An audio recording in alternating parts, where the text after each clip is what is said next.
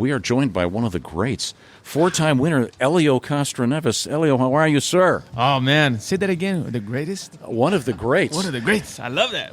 I could have said the greatest, but... No. I agree with you. No. On Monday? Greatest on Monday? Greatest, I hope. Will we get to this Monday? That's right. There we go. Then we'll be that way. But, thanks, guys. It's great to be back with you again. It's great to see you. One of the great personalities also of the Indianapolis Motor Speedway, going for number 5. How about that? Huh? Coming up for the 106th running of the Indianapolis 500. Now, who is your main sponsor? Sirius XM and AutoNation and Arctic Wolf. Those are the 3 main sponsors with the car. Now, do you get to have your own sponsor for your helmet? Is that a separate thing? Yeah, we have a personal sponsorship, which I have a great partners, by the way. And you can see as my hat here, we have the Concourse Club, the Transcard, Global Medical Response with being with us so many years. Wheels Up, also Errol. There's an amazing group of guys, and now we have a new one, the Cliffs, which just joined us this week. So great group of guys, great group of partners. You want to have people surrounded by good people, and they are one of them. Now, back in Brazil, right? When you go back, is it? Do you have special sponsors there? No, in Brazil, I guess the dollar is too strong now. So, my stocks now is really high. Even that all the stocks are down right now, but mine is still pretty high until Sunday so far. If not, going to go higher. So let's see how it goes. Okay. When you have downtime in your car, when you're just sitting there, sure. Are they talking to you, or do you say, "Hey, put on some music"? I mean, is it, if you're going to be sitting there for a long time when you're practicing or when you're qualifying? No, you're discussing. You have intercom, right? So you're discussing what can happen, what are we going to do, what's the others one are doing. You have an iPad that you can see graphics from speed, the throttle trace, and also even what's happening around. So it's a constant working. Even if you 20 minutes change. Waiting, you're still communicating with the team to make sure you set up the car. And you always have communicated in English? In English, yes. Yeah, if I speak Portuguese, they won't understand. Well, even my English is it's terrible, but they sometimes my engineers what? I say, never mind. No, did you ever curse them out in Portuguese? I did, but it's only me. I never said push the radio and said, hey, but I did, yes. Okay. Oh, we're not going to ask you to do it in Portuguese.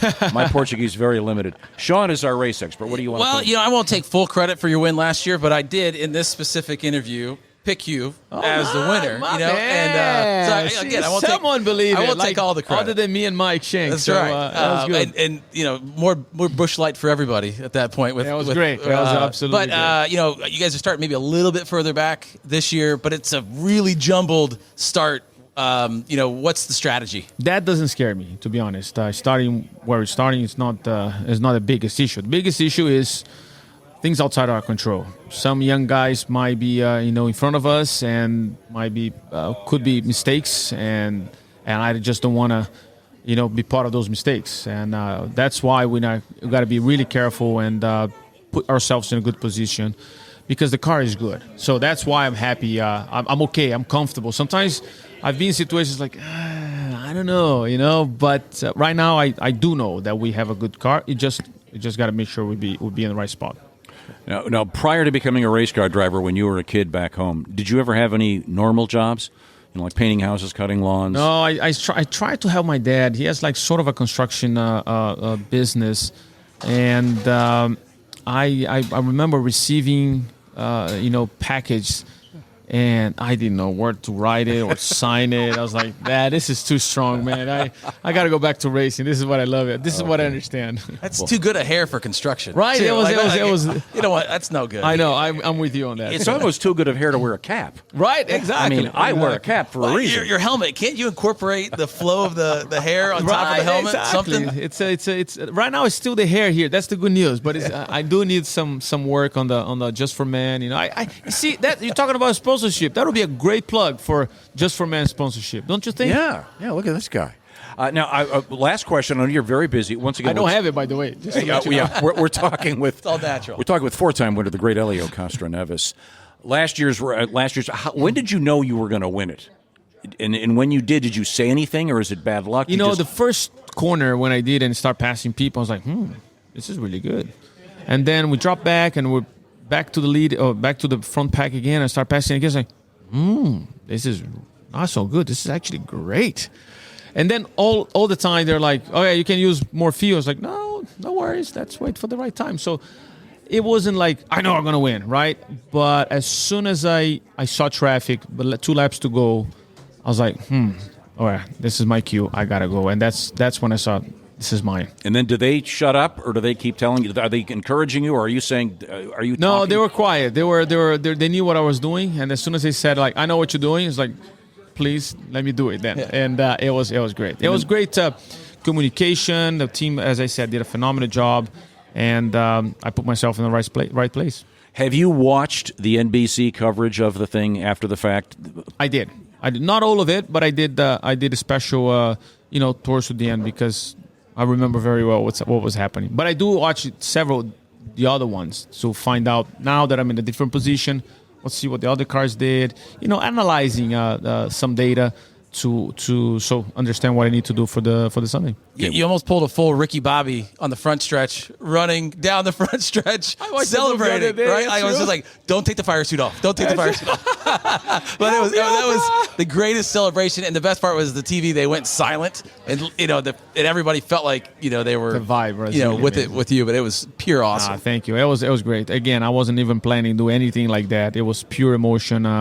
Again, also the fans were drawing me to do something like that. It was, I guess that's how the climb defense starts. It wasn't something that I planned. It was something extremely pure emotion, and I think celebrations like that, when it comes from the heart and genuine, it becomes awesome. Before I let you go, do you do any impressions? I do not. You don't do like Emerson Fittipaldi, or you don't have any. No other. You don't do like an AJ. Sometimes Foyt? with Simon Paz, Juju, oui, mon amour, So that's what we need. That's what we did. Elio does Pagino. Thank you very much. The great Elio Castroneves, ladies and gentlemen. We're getting ready for the 106th running of the Indianapolis 500. We are joined by another very handsome driver. He is Connor Daly, and I happen to know Connor's dad, the distinguished Derek Daly. If you do a little Google search, there's actually a photograph of Derek flying upside down in a Formula One car that is absolutely incredibly cool, and Derek was fine. He was. But here's something incredibly obscure. Do you remember when Derek first came here as a driver, way before you were born? He drove for a team called something Veal. Do you know? Yeah, Provimi Veal. Provimi Veal. Ladies and gentlemen, Connor Daly. Look, I may look like an idiot, but I do know my history around here sometimes. And somewhere in a closet, I have the Provimi Veal racing suit worn by Derek Daly. Really? Yes, I do. I don't even have stuff like that. My dad gave all of his stuff away, clearly. I would have liked to have had some of that in my collection. Apparently he had no priorities. No. You're doing great driving a Chevrolet. You had some great runs. Tell us about qualifying for the 106th running of the 500. Well, it's been a very interesting month. The conditions have proved to be challenging every day, really, and qualifying for us. We didn't nail the first run, and a lot of that's down to me. Because we have three really fast cars, and my teammates, they were incredibly fast. We were in line to run again. We were in lane 1, but the weather proved otherwise. So we know we've got a really fast car. Every practice session we've been really, really happy with it. So I can't complain at all, honestly. Like, we started way worse last year, and we ended up leading the most laps. So I think we're going to be in great shape come Sunday. Yeah, we were all very excited when you were leading those laps, by the way. I know Thank you. Probably couldn't hear us cheering. No. Didn't even see it until afterwards. I said, I guess people enjoyed it. Do you actually watch a recording of the NBC telecast later on? I actually never like watching the races unless it goes well. I don't know if that's a weird thing, but I never watch them. I haven't watched an Indycar race, like a full Indycar race, in a very long time. Well, for your information, NBC does a great Oh, I know. Yeah, it's a great broadcast, and I love the clip. Like, I obviously saw the clips from last year, and I watched. Actually, before the Long Beach race, I was out there, and a buddy of mine, I was staying at his house, and he had the Peacock app, obviously. And so I just jumped on there, and I was like, let me check out the Indy 500 highlights from last year. I didn't really see anything. And you're right, it was great. And, for me, I like to just focus on whatever's next. I don't like to dwell in the past. And, if there's great things that happen, awesome. But realistically, I like to just look ahead. Okay, looking ahead. Well, as somebody who sit in turn 2, as you came around and you could hear barely on the PA that you were leading, there was an audible roar. And there's I've been to 20 plus years of races, and you could probably count on one hand the number of times you can physically hear it. And that was definitely one of them. It was super cool. It is cool to hear people say that because, if your mom says that or your family say that, then they're probably lying. But if every single person that you ever talked to that was at the race last year keeps saying that, then it must have been real. So it feels pretty cool to hear that. And, it's something that I will never forget afterward. At the time, didn't really mean anything. I was like, okay, I'm in the lead. This is where we're supposed to be, right? This is what you do in racing. You're supposed to get to the lead and you're supposed to stay there. But afterwards, looking at it, I was like, yeah, that was pretty cool. That meant a lot. And just the feeling of knowing that you had a shot to win the Indy 500 is very rare. And so it was special. You got a shot again this year. I want to go back to your dad for just a second. We were talking about 30 plus years ago. The drivers looked different. Yeah. Your dad was one of the, I think I'm honest when I say, one of the few guys that was kind of in shape. There were a couple. Really? There were a couple guys back then that could barely fit in the cars. Yep. You guys now are all really, really in shape. Do you work out with a certain bunch of guys that are also drivers? Yeah. So I work out on the north side in Carmel with a trainer, Jeff Richter, and we work out at Dugan Sports Performance up there, and Jack Harvey's there. I work out with Ed Carpenter every day, and my teammate, obviously my team owner, and the McLaren guys work out there. But these cars right now are physically the hardest cars to drive on the planet, and the lack of power steering, the heat in the car with the aero screen, it's really, really challenging. So we got to be as ready as possible, and you ask Roman Grosjean, ask Jimmy Johnson, guys who came from elsewhere, who came from NASCAR, came from Formula One, which is obviously the tops of the other racing arenas, and this is without a doubt the hardest car to drive on the planet right now. The aero screen, is that when they first put that in? Does that affect your vision having that there? Or No, vision's actually fine. The vision was never a problem with it, and it's obviously great safety advancement. But yeah, it's created a lot of heat inside. We're used to having our faces in the wind, right? We got the visor tear-offs and air coming through the helmet and getting to our upper body. But yeah, it's a little bit different now, and obviously the series will learn more and more every year about it. But it's hot. It's hot in there. So, two-part question here. One, how do you convince your owner that it's a good idea to go to the snake pit before the race starts? And two, walk me through your morning and your itinerary to get from driver intros, do what you got to do in the snake pit, and get back to get strapped in. Well, it's become a tradition for me, really. And I think, honestly, we want to connect racing to that crowd, right? There's a lot of people over there, 20,000, 30,000 people that might not even know there's a race going on. So we kind of want to, that's the demographic that we want to appeal to. We want to appeal to the younger folks out there that need to know that, hey, IndyCar racing is pretty cool. And so, yeah, it's easy for me, though, because we actually have, there's some media stuff to do in the morning, but realistically we keep the race morning pretty light because of that reason. We don't want to get too busy. And so for me to go over there for 20 minutes is pretty simple, because I can get back just in time for literally an hour to kind of just relax. So that's why we can do it. Tell me about your cap. So BitNile is our main sponsor. Yeah, they're an incredible company, an incredible group of people, really. Todd Alt, he's here. He's been an Indy 500 fan for a long time. Didn't even know that he could really sponsor a car, or he could be involved. And when the opportunity presented itself, and when I met him in Las Vegas, we came up with this incredible program. And now he's really spread across all three of our cars. Renus is driving a BitNile car as well. Ed Carpenter has Alzament on the car, which is kind of under Todd's portfolio of companies that he's involved with. So we should be really thankful. IndyCar is a series that he has found this a worthy investment, and it is. It's been something that we've enjoyed, and that he's finding successful for himself, and it's pretty cool to be to bring new people to the sport. One more thing about Derek. I don't know if he's ever told you this, but Derek had a streak on our show many years ago in which he managed to pick the winner several years in a row, beginning with Ari Lyondike. Oh, really? Yeah, because Ari was kind of, no one was talking about him. And remember, Derek came on our show, and I can't do his great accent, but this was going to be won by Ari Lyondike, and by God, he got it. And he never let me forget, by the way, that he got it. Of course, yeah. And, Of course. Yeah. So we're looking forward to a great race. Thanks, man. You've had an amazing career. I remember interviewing you when you were a kid, and you had to move over to Europe. And Yeah, it's been a wild road, man. I've been very lucky to do a lot of different things and win in a lot of different places. And but this is the dream right here, competing against some of the best in the world at the Indy 500. And IndyCar, I think, right now deserves so much respect. This series is, you've got NASCAR champions, Formula One drivers, V8 supercar champions. You got some of the best in the world, the most diverse schedule of any racing series in the world, and we're going literally faster than any other humans are on the planet right now on a racetrack. So I don't know how it's not getting the most attention possible. Scott Dixon's literally the fastest pole sitter ever in the history of 100 years of this race. So it's incredible. Plus, the whole thing is being run by one of the smartest guys in history, Mr. Roger Penske.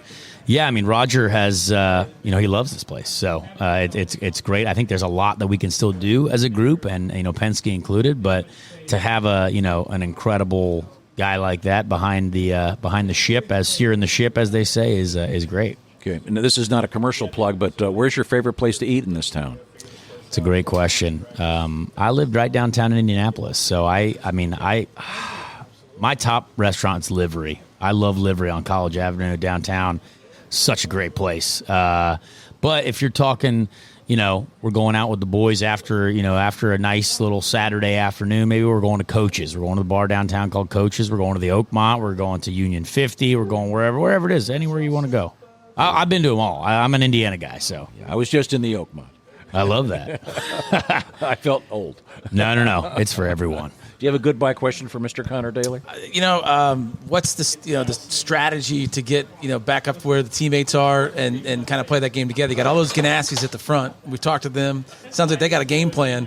How do you get up to that same spot and can mix it up with those guys? Well, I think right now we're in an era where everyone becomes quite relaxed leading, and everyone just tries to save fuel. So that gives the guys in the middle of the pack a huge opportunity to undercut and go quick and make up spots. So that's really our goal, right? Is to try to take advantage of an early yellow or just undercut the heck out of some people and try to pit maybe 2 laps before folks and go from doing 218s to 222s in tow and just make some progress. So it's such a long race that you looked at last year when I was leading. We were going wildly slow, and no one was passing anyone. I could have been easily passed, but everyone just wanted to stick behind me and save fuel. So having that experience from last year does give me, the thought that it's like, I think we could definitely have an opportunity to get forward. And, Ed did the same thing. Ed stalled after his first pit stop last year, still ended up in the top 5, right? But, he went all the way to the back, came all the way to the front again. So this race has an opportunity for really anything. That was the Rahal strategy last year, too. Yeah. Got him toward the front, was in a great position. Yeah, and then it wasn't. Connor Daly. What a great pleasure, Connor. Thank you. Have a great race. Colton Hurd, you guys are set? You're rolling over there? Cool.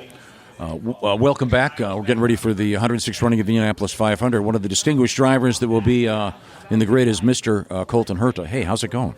Good. How are you? I always love your radio voice. It's always I've got the worst one on the show too. No, I think it's great. we can't get the heavy hitters in.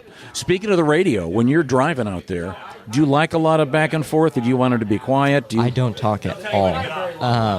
The less, the better. I only like very essential information, fuel numbers, when we're going to pit, and in some cases weather, but most of the time not. And when you have downtime, when you're stuck in the car and they've got the umbrella up or whatever, do you? Is it all technical, or are you singing a song? Really? Yeah. You snooze? I fall asleep all the time in the race car. Or watch Formula One. There was a video of you in the pits the other day. Catching up on the Formula One practice, maybe from Barcelona. Yeah. During a break. Yeah. Well, that was because we had a blackout. Usually, I try to be professional and I don't use my phone while I'm working. But yeah, most of the time during a test day, especially on the ovals, some of the changes can take a little bit longer, 15, 20 minutes. So yeah, just crash for a little bit. Do you have a special song that you like to sing in your head sometimes? No, I do listen to a lot of music with how much we travel, but no. You never find yourself in the middle of the race looking up, singing a tune? That's the funniest thing, though, is like when you're really in your zone for a race and during the race, you can think of like the most random thing. So it could come out like that, or you could be like, oh, I really want pizza, or like just the most random stuff ever. Yeah, I was wondering, when you're qualifying, by the seat of your pants, is there certain stuff you can tell with respect to speed and stuff, or is everything being told to you, or you're reading it on the dashboard, or do you suddenly go, well, I'm going really fast now, or I'm not going fast enough? Can you tell? I think it would be hard to tell if you didn't have the dash, right? So we can tell speed off of our dash, and also you can tell off the shift lights if you come out of the corner and the RPM's a little bit higher. So I guess you can feel in that aspect, but we change gearing so much that you wouldn't really have a for sure clue on if you're going fast or not, because it's really hard to tell the difference between 230 average and a 233 average. Right. So, but yeah, and so I guess in certain instances maybe, but for the most part, no. Is there a movie that captures the racing world in your mind, an actual theatrical film release that gets it close? It's tough. I'm trying to think. Like, there's been cool movies, like that one about Niki Lauda and James Hunt. That was, I think, a great drama. Not really relative to how those people were in real life at all. But yeah, I'm trying to think. Like, I've heard Grand Prix is amazing. I've never seen that movie. I'm trying to think. There's for sure movies that have done good. I thought Ford vs. Ferrari was good, but again, more of a dramatization. Yeah, of little Hollywooded it up. I think just from a pure driving standpoint, probably not. But there have been good racing movies that kind of portray racing. Lastly, did you have a nickname when you were a kid? No, I didn't. People all my friends call me Churda, which is C. Herda. That's cool. So I guess that counts as a nickname. Yeah. What does your crew call you? Churda. Yeah. So everybody, you got another question? No, I was just going to ask, probably a slower qualifying speed than maybe anticipated through the course of the week. Is that a victim of circumstance? I mean, I felt like the Andretti cars were fast. Roman was really the only one that got up into the top 12, but during practice and everything else, you guys were all kind of right there, and he probably wasn't even the fastest traditionally throughout the practice week. Right. No, we were going to be fine. Unfortunately, we had an engine let go on our first run, and then the conditions just got really bad, got warm, got windy, because obviously at that point we had to wait for everybody to go, and we had to change our engine, so we probably went out after another 2.5 hours. So it took it definitely took a toll out of our qualifying effort. I think we would have probably made it. I don't think we were kind of a shoe-in for the pole. I don't think we were quite fast enough, but I think we were probably a top 10, top 12, kind of in that 8th to 12th area. And the race plan obviously is winning. Yes, simply. Looks like low 80s, I guess, is the current, and no rain in the forecast, so that'll be great. Which is great. Yeah, big task for us. We're starting 25th, so a lot of ground to make up. These cars are fairly tough to pass in now with the aero package that we have at the moment, so picking and choosing at the right points is going to be important. It's going to be a tough race. Well, good. We'd love to see you up front. Thanks so much for your time. Yeah, appreciate it, guys. Good luck. Hey, we're getting ready for the 106th running of the Indianapolis 500. A familiar face has joined us. He is a legendary driver. It is Mr. Jimmy Johnson. Hey, Jimmy, how are you? Doing great. Thanks for having me on. It's good to see you. And you had a couple of hairy moments, can we say? That is true. And well put. Hopefully those are behind me, but we'll see. I still have 200 laps to go in the biggest race, that I've been in an IndyCar race. So we'll see how it goes. Oh, it's great seeing you here. And one of your teammates was saying what an incredible job you've done with the learning curve here. And you're going so fast. It'll be amazing to see you coming up on Sunday. Now, how do you feel about the learning curve? It's a steep one, but I do have to say the road course racing has been a much different learning curve for me, and it's been a lot bigger challenge than I first expected and anticipated. But once we've been able to run on these ovals, my experience, my knowledge, my racecraft, my car knowledge is all playing into to a much better performance, and I'm up there racing with the guys. Tell us about your sponsorship. You've got the Carvana Ganassi Racing cap on. Yes, Carvana's been a great sponsor of mine. They were very eager to be with me on this journey, and love the fact that I spent a career in NASCAR and have now transferred over to the Indycar series, and wanted to help document it. We have a docu-series that people can find on YouTube that's really interesting, showing a lot behind the scenes. And clearly, hope to be up front, having this Carvana logo seen far and wide so people go out and buy cars. All right. Shaun, your thoughts? Yeah, one question is what was the drive for coming into IndyCar? I mean, you've accomplished everything you could have accomplished in your other life, and then to start all over is such a daunting task. But what was that? Was it from a kid perspective, or just another challenge? Like what drove you through that? Yeah, there's a couple pieces to it. I mean, this was the original dream growing up in Southern California, as I did.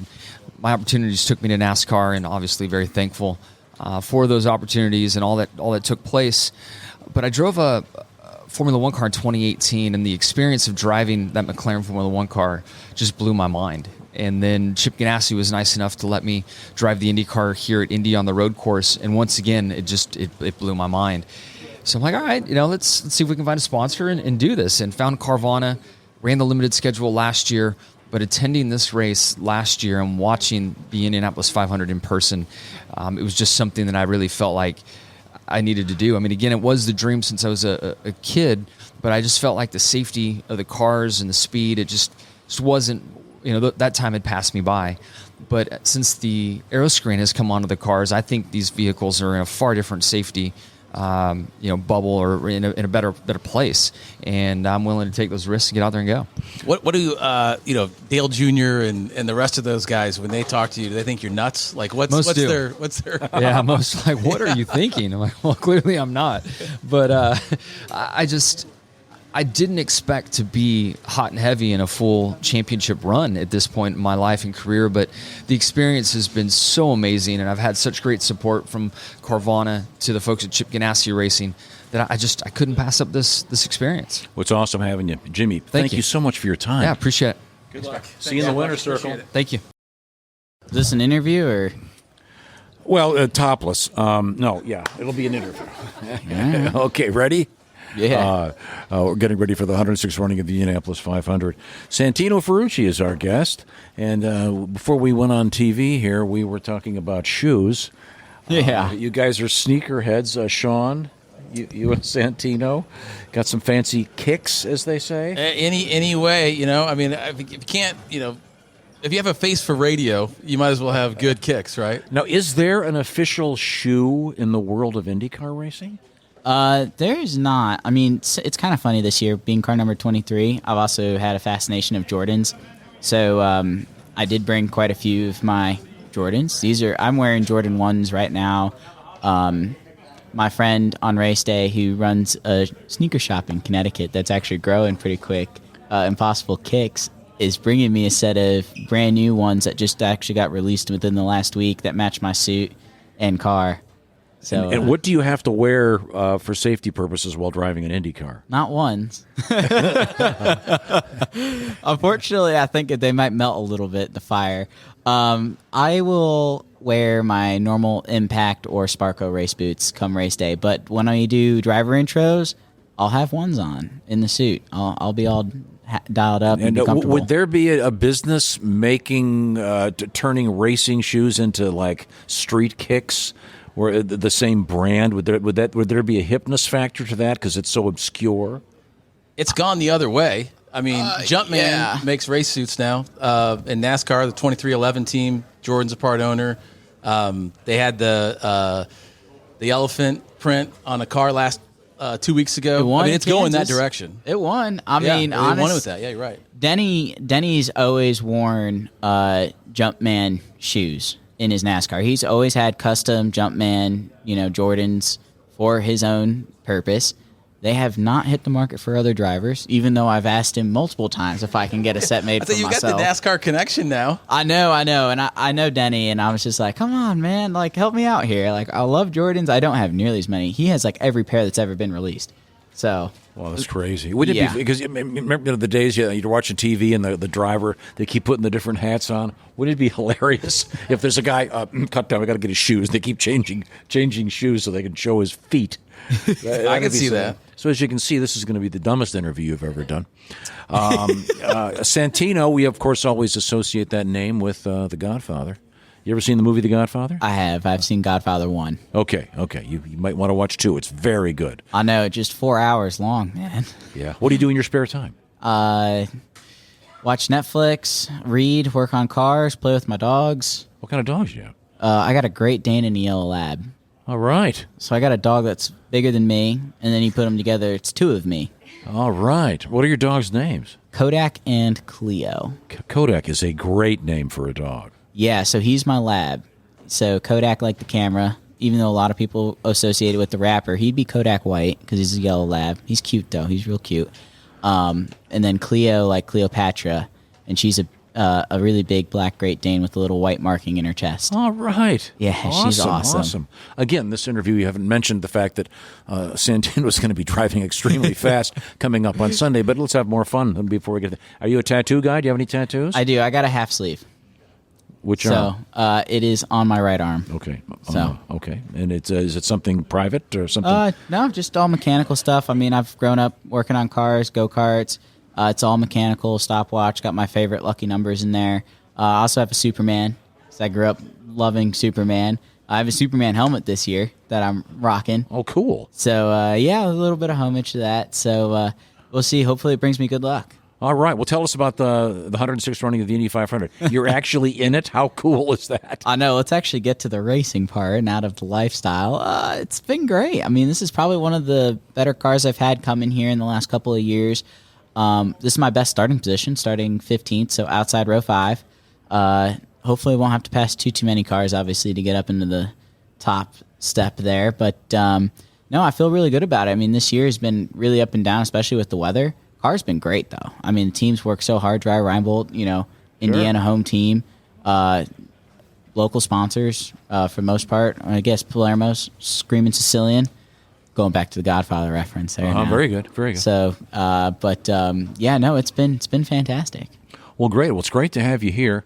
Shaun is the guy that knows more about racing than anybody in this building. Well, I don't know about that, but so tell the story about Texas. Are you really at brunch about to have a mimosa or something, and next thing you know about you're hopping in the car? Like, how does that come about? It wasn't quite brunch where I was starting to have a mimosa. It was oh man, I was at the track Saturday just because I live in Dallas.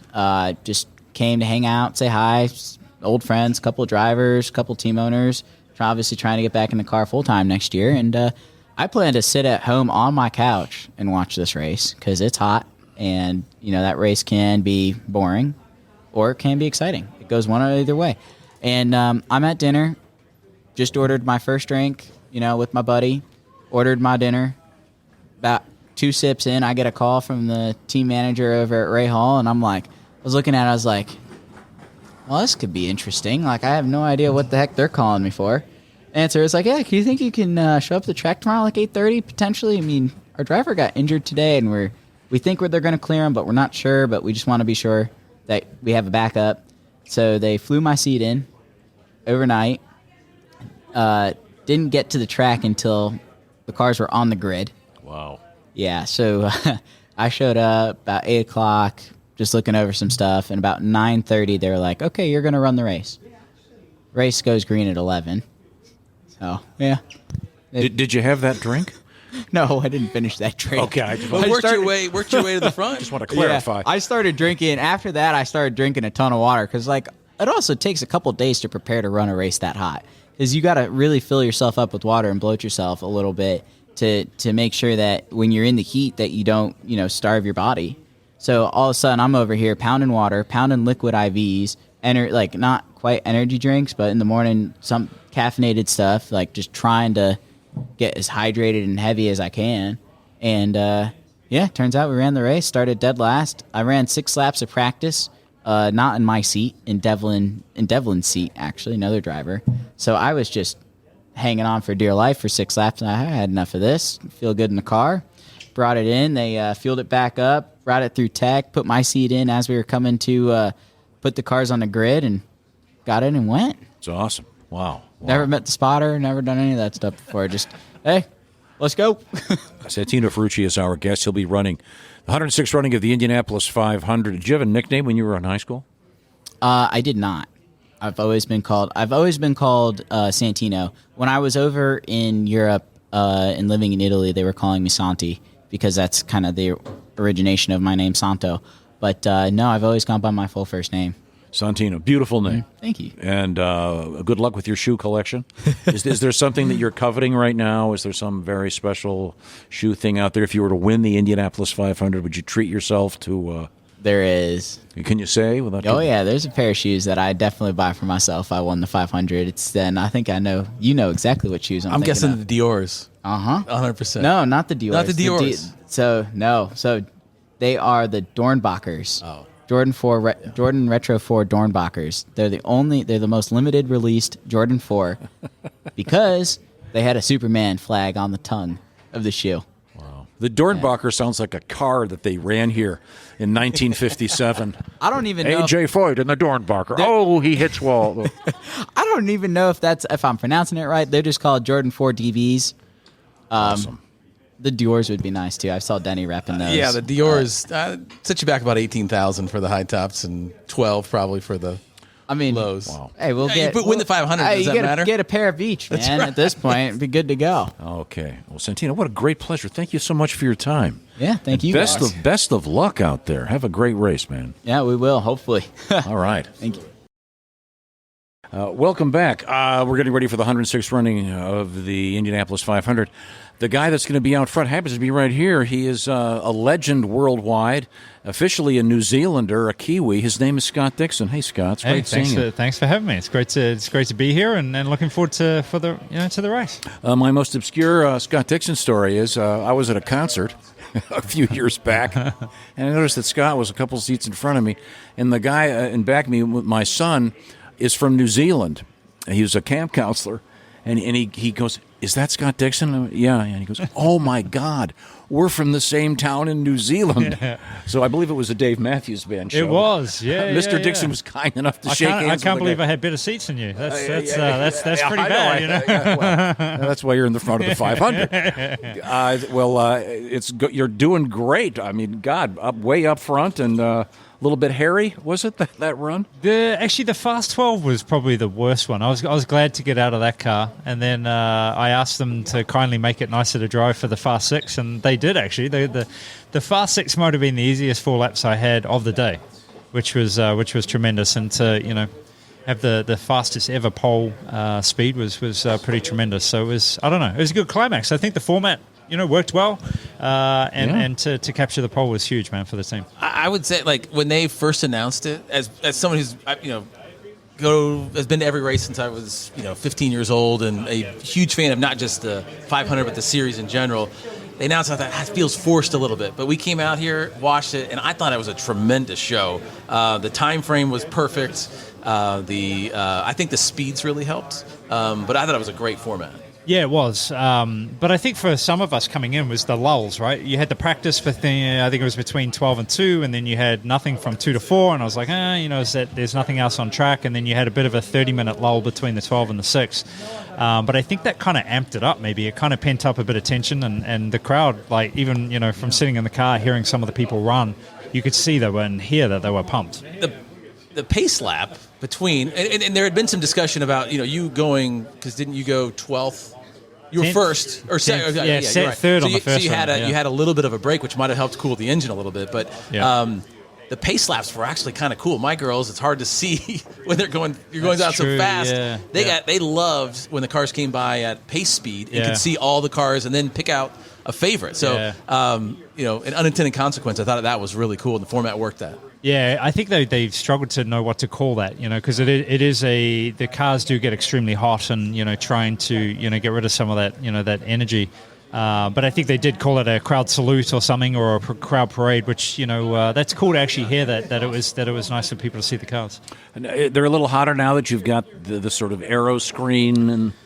Inside the car for sure. Not too bad like on oval racing, right? I think, the oval racing is not as physical. Yes, we're still getting to maybe 3 or 4G in the corners, but a street course and a road course, Detroit next week will be very tough physically because it will probably be very humid, it'll be very hot, and there's no airflow anymore through or over the driver. It's kind of contained in that bubble now. So we actually do have like a pipe that runs to the helmet and flows air from outside of the car to the helmet to try and help with cooling the drivers. But yeah, the last year was very tough in some situations with the driver getting really hot. Years ago, they would sell automobiles and they'd go, "It's got factory air." That was a real big deal. Maybe we have no air in the Indycar, man. We need to make an issue. Actually, some of the races we do run an air conditioning unit that cools your torso. So you wear like a shirt and it runs cool liquid through it. So some of the hot races, you will see some of the drivers run those. Yeah, most of you guys are in tremendous physical shape. Do you work out with any of your friends that are drivers? I was actually this morning. It was me and TK and Jimmy Johnson. We had a workout up at Pit Fit Training here. I live in Indianapolis, so I see you at Whole Foods. I go exactly. I go. I leave you alone. Yeah, no, come say hi. But yeah, you have to. It's like anything. If you want to win or be slightly better or try and be better than the competition, you push the boundaries for sure. With the whole COVID thing, have you been back to New Zealand at all? Or? I haven't. The last time I was in New Zealand, I actually stopped over for lunch for 3 hours. I was on the way to Australia, February of 2020. So all of my family hasn't even met our son, who's only 2. So we're actually going back to New Zealand for Christmas this year. So yeah, it'll be 3 years since I've been home. Oh, that's great. Yeah, what a can't wait cool to get story. home, man. It's been a while. Well, we'll let you go. I know you got a million things to do. But Scott Dixon on the pole for the 106th running of the Indianapolis 500. Have a great race. Thank you so much. Now Thanks the hard so part, much. trying to keep it there, right? Cheers. Thanks, guys. Alex Blow is our guest. Hey, when you're out there, do you like to have them talk to you a lot? Yeah, I think especially this place, you want as many information as possible. So it's good when you have your engineers, your spotters talking a lot. So yeah, I like it. Other races like road courses where everything is a bit smoother and there's not a lot going on, I prefer to stay on my own. Do you talk much back to them? No, I just say, okay, copy, thank you. Yeah. Let's go. That's it. Yeah. When you first were going, your English is obviously very good, but when you're going 230 miles an hour, I would think I'd really want to have it in Spanish or whatever. No, it's fine for me. I actually the words that we speak it are really technical, and it's okay to speak in English. And yeah, I'm good thinking on English when I'm racing. Let's say. I see. Now, obviously, the strategy is to win. Yeah, that's a plan. Yeah, and it's apparently supposed to be about 83 degrees. Yeah. And not too hot? Or is it? It's not too hot, but it's a lot warmer than what we had during practice days, qualifying days. So it's going to be a big change since last time we were out on track. Let's see if we get carb day on or not, depending on the weather. But yeah, that's going to make the race a lot very interesting, just because it's going to be very different how the car balance goes, and it's going to be a bit more difficult to follow the cars, just because we're going to have less downforce. But it's going to be a really fun race to watch, I think. Do you have family and friends coming in from all over the world? I have. I live here with my wife, but my parents and my sister came in for this race. Also, my granddad and my uncle for the first time since, I think, my first race in Europe in single seater. So almost like 6-7 years. Oh, that's awesome. Yeah, it's going to be great. How cool. Yeah. Do you know where they're sitting? Yeah, of course. They have a place in between 1 and 2, and they also have a suite. So just... You can't really wave when you go. I don't think I can wave. Maybe I can look and say, like, hey, are you okay? No, that'd be fun. But no, I think they know that I'm not going to be able to wave. And who's your sponsor? NTT Data. Yeah, we have a lot of sponsors, but my car is NTT Data. How about your helmet? I have NTT Data as well. Oh, and very good. Yeah, of course. Okay.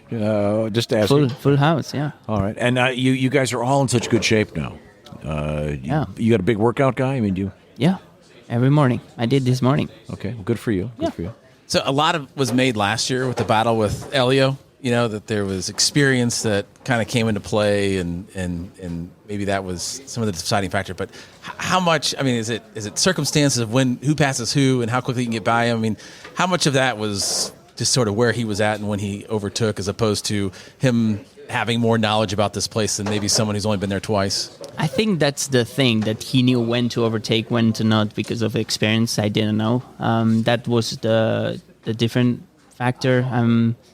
At the speedway, when it's 1 by 1 and head to head, it's quite easy to overtake. Let's say, like, you can overtake every 1 or every 2 laps. So it's not like I couldn't overtake him when he didn't want to, or I could defend a lot more. But he knew when to overtake me, so I couldn't really get a toe and where he would be okay to win.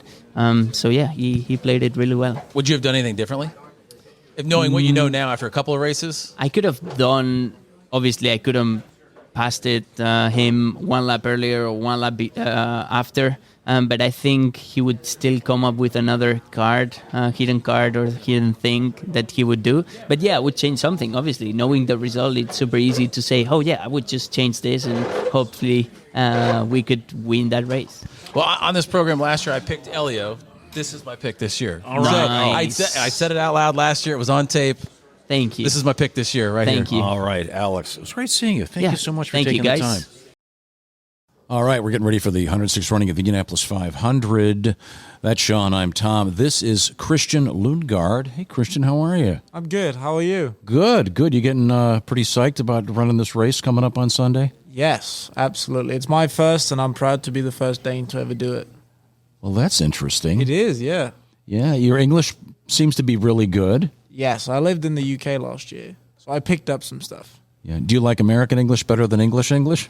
I mean, it's difficult for me to really answer because my girlfriend and my family always says, even my friends in the team says, you got a very British accent. And even though that I live here now, I don't change for some reason. Where do you live? Where do you live here? So I live up in Carmel. Oh yeah, Yeah, up north. Yeah. Carmel, Indiana. Yes. It's a nice, sweet place. From Denmark. Yes.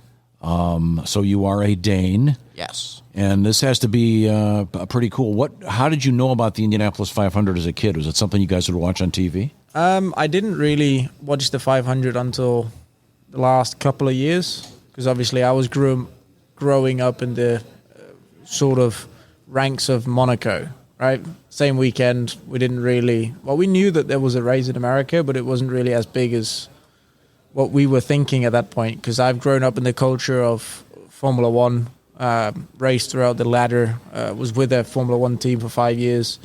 And then a couple of years ago, my brother and I, my brother always watches the 500 for some reason. And I never really picked up on it until a few years ago, where I was watching it with him.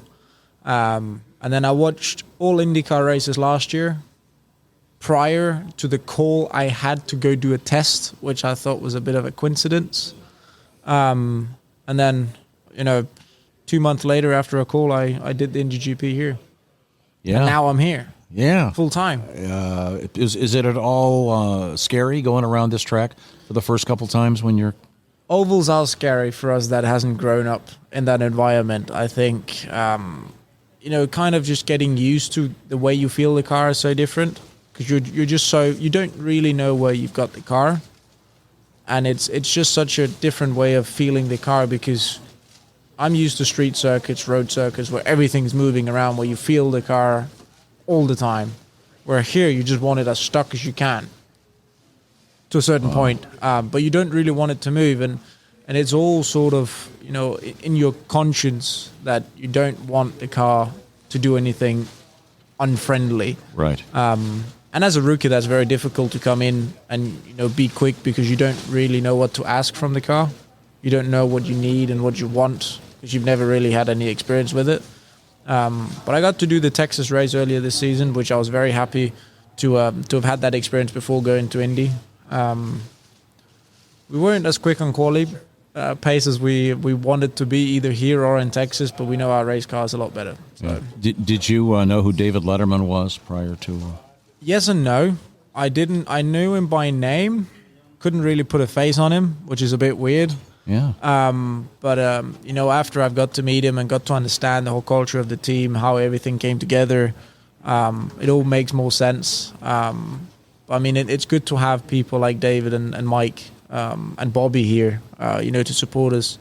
I saw Bobby this morning. It's like seeing some old Formula One driver for me, because that's the people you look up to. And I haven't grown up in the American culture. I don't necessarily know who's in the history books. But then when you're here, you spend a bit of time, you hear new names. And then when you get to put a face on them, you get to meet them. It's just a whole new thing.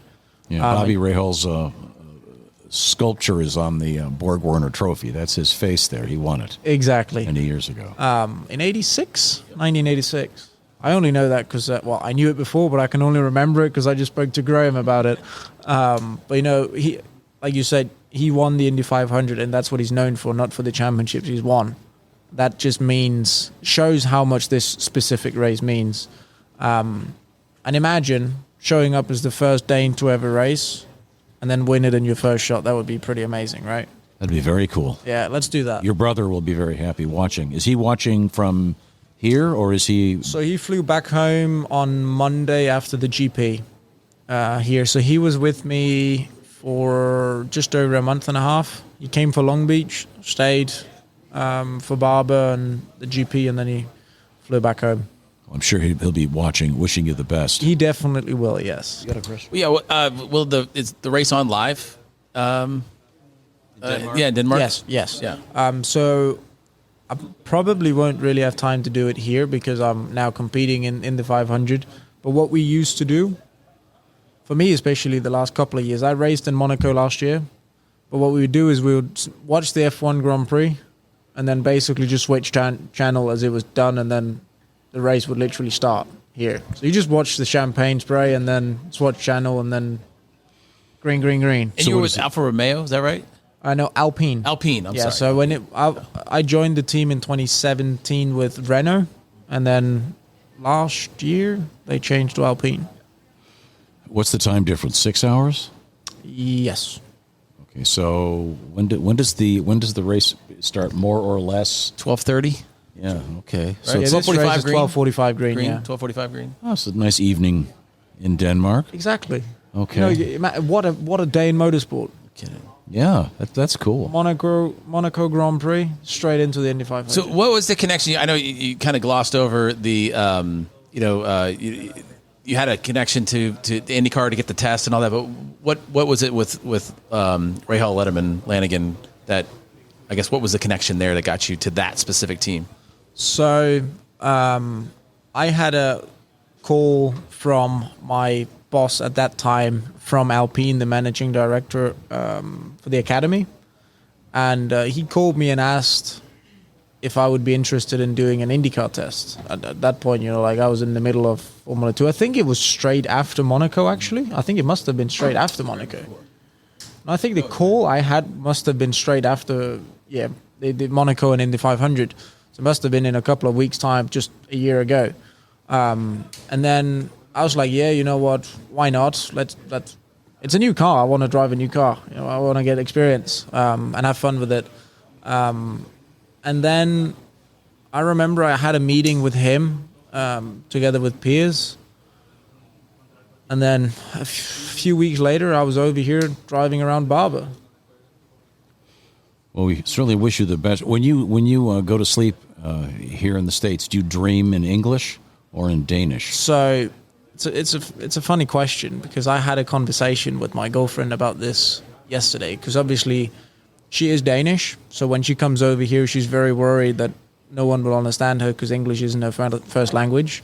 And when I do PR events and I do all sorts of stuff, I need to think in English, but it isn't necessarily what comes to mind first. But in any other situation when I'm just, myself and I just have a casual conversation, I think in English, even when I'm with myself, which is a bit interesting. But it's the language I've basically spoken the most for the last 8 years. So you probably dream in English then too? Most likely, yeah. I mean, I haven't really paid attention to it. Okay, thank you. I wake up and I know I've had a dream, but I don't really think which language it was in. Okay. But I'll pay attention next time. Thank you very much, Christian. It's great seeing you. Have a great race. Thank you. Thank you for your time. Thank you. Good luck. We are joined by Canadian. Yep. All right. What part of Canada are you from? Just north of Toronto. Okay, yeah. I'm semi-familiar with that. But you're living in That's Indy the easy right now? one. Yeah, that's my college roommate is from Toronto. Don Mills, Ontario. Okay. As a matter of fact. And I know that you are, I should introduce you. Dalton Kellen is our guest, a guitar player. Yes. Do you have do you have a special Canadian band that you like the most? Ooh, Canadian band. Yeah, I love promoting some Canadian content. Always been a huge Tragically Hip fan. Rest in peace, Gord Downey, but they're a national treasure for us and one of our biggest rock bands. And really, like I said, just they're like Canada's band. Big Rush fan, and more recent Canadian band that I like is the Sheepdogs. They're kind of like a classic rock. I'll have to check it out. Retro vibe. Yeah, they're. It's like they sound like they could have been late 60s. Now, have you ever listened to the old Guess Who stuff? Oh yeah, love the Guess Who. Yeah. Now this is a technical question, and we'll get to some interesting racing stuff in just a second. The guitar player for the Guess Who, how do you pronounce his last name? Randy Bachman. You say Bachman. Yeah. Okay. It's my understanding that he says Bachman. Oh really? But if you say Bachman, he's cool with it. And if you ever, he's like. Well, now I know if I ever meet him. Yeah. He is like the nicest guy of all time. He has a bunch of YouTube videos where he's going over all their hits and like how to play them and all that. Like I've learned how to play Undone on my guitar, like watching him explain how he came up with it. He's super cool if you ever get a chance to meet him. So far, this is the least interesting IndyCar interview anyone's ever done. I apologize. I just wanted to meet our guest. You had a little bit of a fender bender this month? Yeah, we definitely bent the fenders in turn one there. Pretty much took the left side of the car off. Was trying to go around Grosjean. Got kind of hung up to dry there, and up in the marbles, looped it, tagged the outside wall. But testament to the safety of these cars and of this racetrack. Walked away fine. My left foot was a little sore, but I'm feeling good now. No lingering soreness, and the car is going to be ready to go. What do they? Are they still talking to you when that goes on? As after you come to a stop, do they say, "How are you"? Is there some kind of protocol? Yeah, I mean, I was yelling profanities on the radio before the car even came to a stop, so the communication's definitely still going. But serious note, yes, they're keying up, asking how I'm doing and all that, and that's an important piece of information for them to have. And then here in IndyCar, we have the best safety team in the business with the AMR safety crew. They were pretty much at my side, out of the truck, checking on me about 6 seconds after my car came to a stop. Wow. And you work for Mr. AJ Foyt. Yep. I mean, you probably asked about that a lot. What's your response? It's an honor to get to race for his team and represent their legacy here at the Indianapolis Motor Speedway. AJ is certainly the most prolific and famous name here, and so much success over the years, and we're all really pushing hard to try to bring that success back to the team, and it's just an honor to be part of that program. Is he able to give you very specific pointers about racing, or are the cars so different than 20 years ago that? I mean, I think his last 500 was 93, so he still drove a modern era car per se, but it's certainly different now. I mean, everything's a little bit more refined or advanced, however you want to say it. But there's definitely advice that he gives more in general terms about racing or about the feel of the car. Yeah. Between you and J.R. Hildebrand, and I can't speak for Kirkwood because I haven't seen him as much in the trivia mode or the intelligence mode, but I think you guys would win. The AJ Foyt team would definitely win a intelligence contest between you guys over everybody else. One of the things that you've put out recently, a number of videos for someone like myself who was public school educated my whole life, don't know really anything about engineering, all that, but kind of dumbing down the process of how the aero works and all of that has been hugely beneficial to a huge race fan. How did all that stuff come about? Like, where did the idea of kind of going to TikTok and putting that stuff out? So I have an engineering degree, a degree in engineering physics from Queen's University in Kingston, Ontario, and the promoting STEM education has been something I've really been trying to do my entire racing career. And with the bigger platform in IndyCar, I continue to work with going doing school visits and the programs that I work with. But having this platform on TikTok really let me, as you said, kind of sort of simplify some of these concepts and explain things that even maybe diehard race fans don't fully grasp, and not from a lack of knowledge or understanding, just that people aren't talking about it. So I really just wanted to open the doors to what's going on behind the scenes. I think Richard Feynman said you don't understand something truly until you can explain it simply, and it's actually been interesting for me because I've been looking back at old textbooks and actually really making sure I have a firm grasp on these concepts before I'm rehashing it and putting all those videos out there. It's amazing. Instead of talking about swallowing Tide Pods, You've got someone on TikTok quoting Richard Feynman. It's sort of a different school of thought.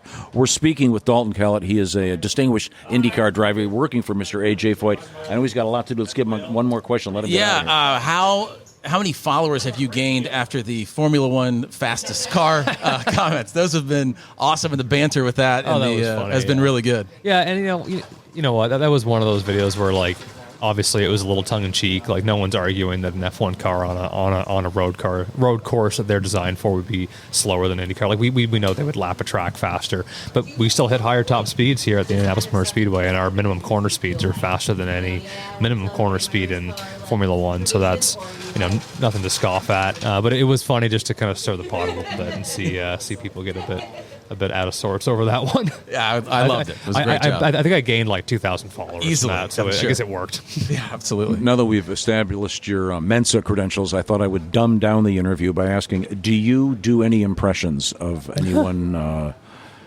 other drivers, famous Canadians? No, I'm not really much of a impression comedy person, no. Okay, now, do you sell your own helmet? Is that how that works? Do I sell them? Sorry? Do you know your helmet? Is the sponsorship on the helmet something that you're in charge of? Sometimes. That's a space that I have. My teammates messing with me behind me. That is a space that I have the ability to go and sell myself, and sometimes we'll extend that to other partners that we want to bring some more value to, or we'll have a small single race deal. Have you sold it for Indy? I got lost. There we go. So, yeah. I have not sold it for Indy, so if you know anybody that wants to ride around on my maybe on my a Canadian helmet. flag or something. Yeah, something like Maple that. Leaf. Okay, well, it's great talking to you, man. Very nice to meet Thank you so much. Thanks. Now, am I getting it? David Malukas? Am I getting it right? Yeah, David Malukas. Yeah, you can call me Mucus if you want. Mucus Malukas. That was going to be one of my questions. Did you ever have a nickname? Now we know already. To start the interview with David Malukas, it's Mucus Malukas. Yeah. That's awesome. You went to high school here in the U.S. of A., right? Well, I was homeschooled for high school. So last public school you, I went to was were you middle. first in your class? Being homeschooled, I hope. Well, yes, being homeschooled, yes, definitely. Yeah, I was the one and only. Prom king? Very special. Okay, great. Where were you homeschooled? I think it was called L'Oreal Springs. It was based in California, but homeschooling I just did online on my computer. So because I did at that time, I was in Europe all the time, with go-karting and stuff. So it was just because I was never home. Wow. So you didn't get a prom? Oh no, I didn't do that. Missed all that stuff? Yeah, I missed all that stuff, but it's worth it because now I'm here in IndyCar. You're at the Indianapolis 500, 106th running of the Indianapolis 500 coming up. How old are you? I am 20 years old. Wow, that's Yes. awesome. Yeah, it's great. It's been like a long journey, but at the same time, in generalizing terms, it's been quite quick. Traveling all over Europe, learning how to do this. Yeah, so I started in go-karts when I was 7 years old, and we did all the U.S. series over here, and then went overseas and went to Europe. Won the X30 Le Mans World Finals, which was a very big deal, especially because I don't think many U.S. Citizens actually won that race in the go-karts. And then the strategy was to learn open wheel cars away, because the whole plan was to come back here, because I always wanted to come back home. I was getting so homesick, so we learned to. I did F4 in the UAE series in Dubai, Abu Dhabi, Bahrain, and then we did the ADAC series in Germany. So I was always living over there by myself, and then once we were at a decent level, I think, of knowledge of open wheel, we came back here and did the Road to Indy series. How many languages do you speak? Well, back then I knew how to speak German, well, a little bit of German and a little bit of Italian. I could actually order a pizza in Italy. It was that good. Wow, nice. But now all that knowledge has just gone away because, Throughout your career, when you were in a situation where you were communicating with someone in the pits, whatever, was it always in English? Yes, it was always in English, but, they had the Italian accent, and anytime, I did something wrong, they would, swear to me in Italian, so. Teammate Sato, Right. what's it like? I mean, obviously, he could be your father, as old as he is. But, I mean, there's, no stopping that guy, and it doesn't seem like he's getting any older. But 2 500s from him, what can you learn from him? It seems like a big contrast, at least from an age standpoint, but from a style standpoint, you guys seem to be on the same page. Yeah, I mean, I've learned quite a bit. Going into it, I was so happy to have him as my teammate. I mean, I think it's one of the best people to have. And he's been so open. He's definitely keeping a few tips in his pocket. I mean, of course he would. But No, we've been so friendly, and the tips he's given me has helped me a lot, especially for qualifying day. He gave me many things on how the car's going to react in the 4 laps that I feel like if he wouldn't have told me, I definitely would have freaked out and then probably would have not had the confidence to keep her flat and get her in P13. The coin cars in general have been wicked fast, and they have been for the last couple of years. They seem to have something figured out. Same thing in the race. You feel pretty good in the traffic? Yes, very good. We had the one practice session after all the qualifying was over, where we properly did a good race sim, and Takuma also told me that it's kind of generally how the speed's going to be in the race, because all the earlier practice sessions before qualifying, we were doing some race sims, but he said the average speed of the pack was a lot quicker than what it's going to be. And now that day it was a lot slower, and he said that's how the race is going to be, which when it's so much slower and people are blending in and out, it causes all this conjunction, and so that's kind of what helped me go. And at the start of that practice run, the car was nowhere near for a race run. We lasted 10 laps, and the tires were already destroyed. A stint's supposed to be 30-something laps, and so we were kind of shaking our heads. But thankfully, we went in the right direction. Also, Takuma gave us a little bit of data, and by the end of the session, we did 2 full stints, no problem, and we were keeping up with Newgarden, making moves. So I feel very confident going into race. What was your first Indy 500 experience? As a fan, or during the road to Indy, or what was your first experience with this place? I first experienced it in person back in 2019, because that's also when I was doing the Freedom 100 in Indy Lights, which that race ended shortly. But it's very cool that experiencing as a fan in 2019 and now as a driver, it's a lot. I mean, this is kind of just a dream come true after dream come true after dream come true, and every day I'm just like kind of absorbing it all in. And I also talk with Takuma and other veterans, and they say, I always ask them, like, so if you were to go back in time, what would be like the main thing you want to tell your younger self? And they always say to like soak it all in. So I'm kind of using that info from them, to put it to myself. So no matter how the result goes or how the way this month of May has gone, I've been taking it all in, and just I'm a driver for the Indy 500. Yeah, it's incredibly cool. Are you a video game guy? I am, yes. What's your game of choice? Game of choice. Well, I mean, a couple mainstream games like Apex Legends and stuff, but I tend to play more strategic games since I've been getting older, like Hearts of Iron or Stellaris. It's like these very complex games where you kind of have to almost like run a country. But I also play this. It's called what is it called? Beat Saber, and it's a bunch of blocks. It's actually on VR. There's a bunch of blocks that come at you like really quickly, and you need to hit them in a certain way with a certain stick, and you have 2 sticks, and you need to hit them like really quick. I mean, it's like 1,000 blocks a second or something. So it's good hand-eye coordination practice? Exactly. So like if I normally I have that with me, and I will practice it, before a session, just to make sure that, my reaction time and everything's very quick and ready to go. I know some drivers also, just drop a pen and try to grab it, but I'm just really extra, and it's also just a lot of fun because you also get a good shoulder workout. I was always really good at the fruit cutting game, at the arcade. Yes, yes. Fruit Ninja. Fruit Ninja, that's what it was. We were chopping something in half. Yeah. Do you ever do any of the driving games? Oh, yeah. I mean, I have a simulator, so I have iRacing, R Factor 2, the F1 games. The F1 games, more like just for fun with my friends and just like hitting them in the wall or something. But what's the best driving game? Best driving game? I don't know. I think it's going to be compared against iRacing and R Factor 2. There's pros and cons to both.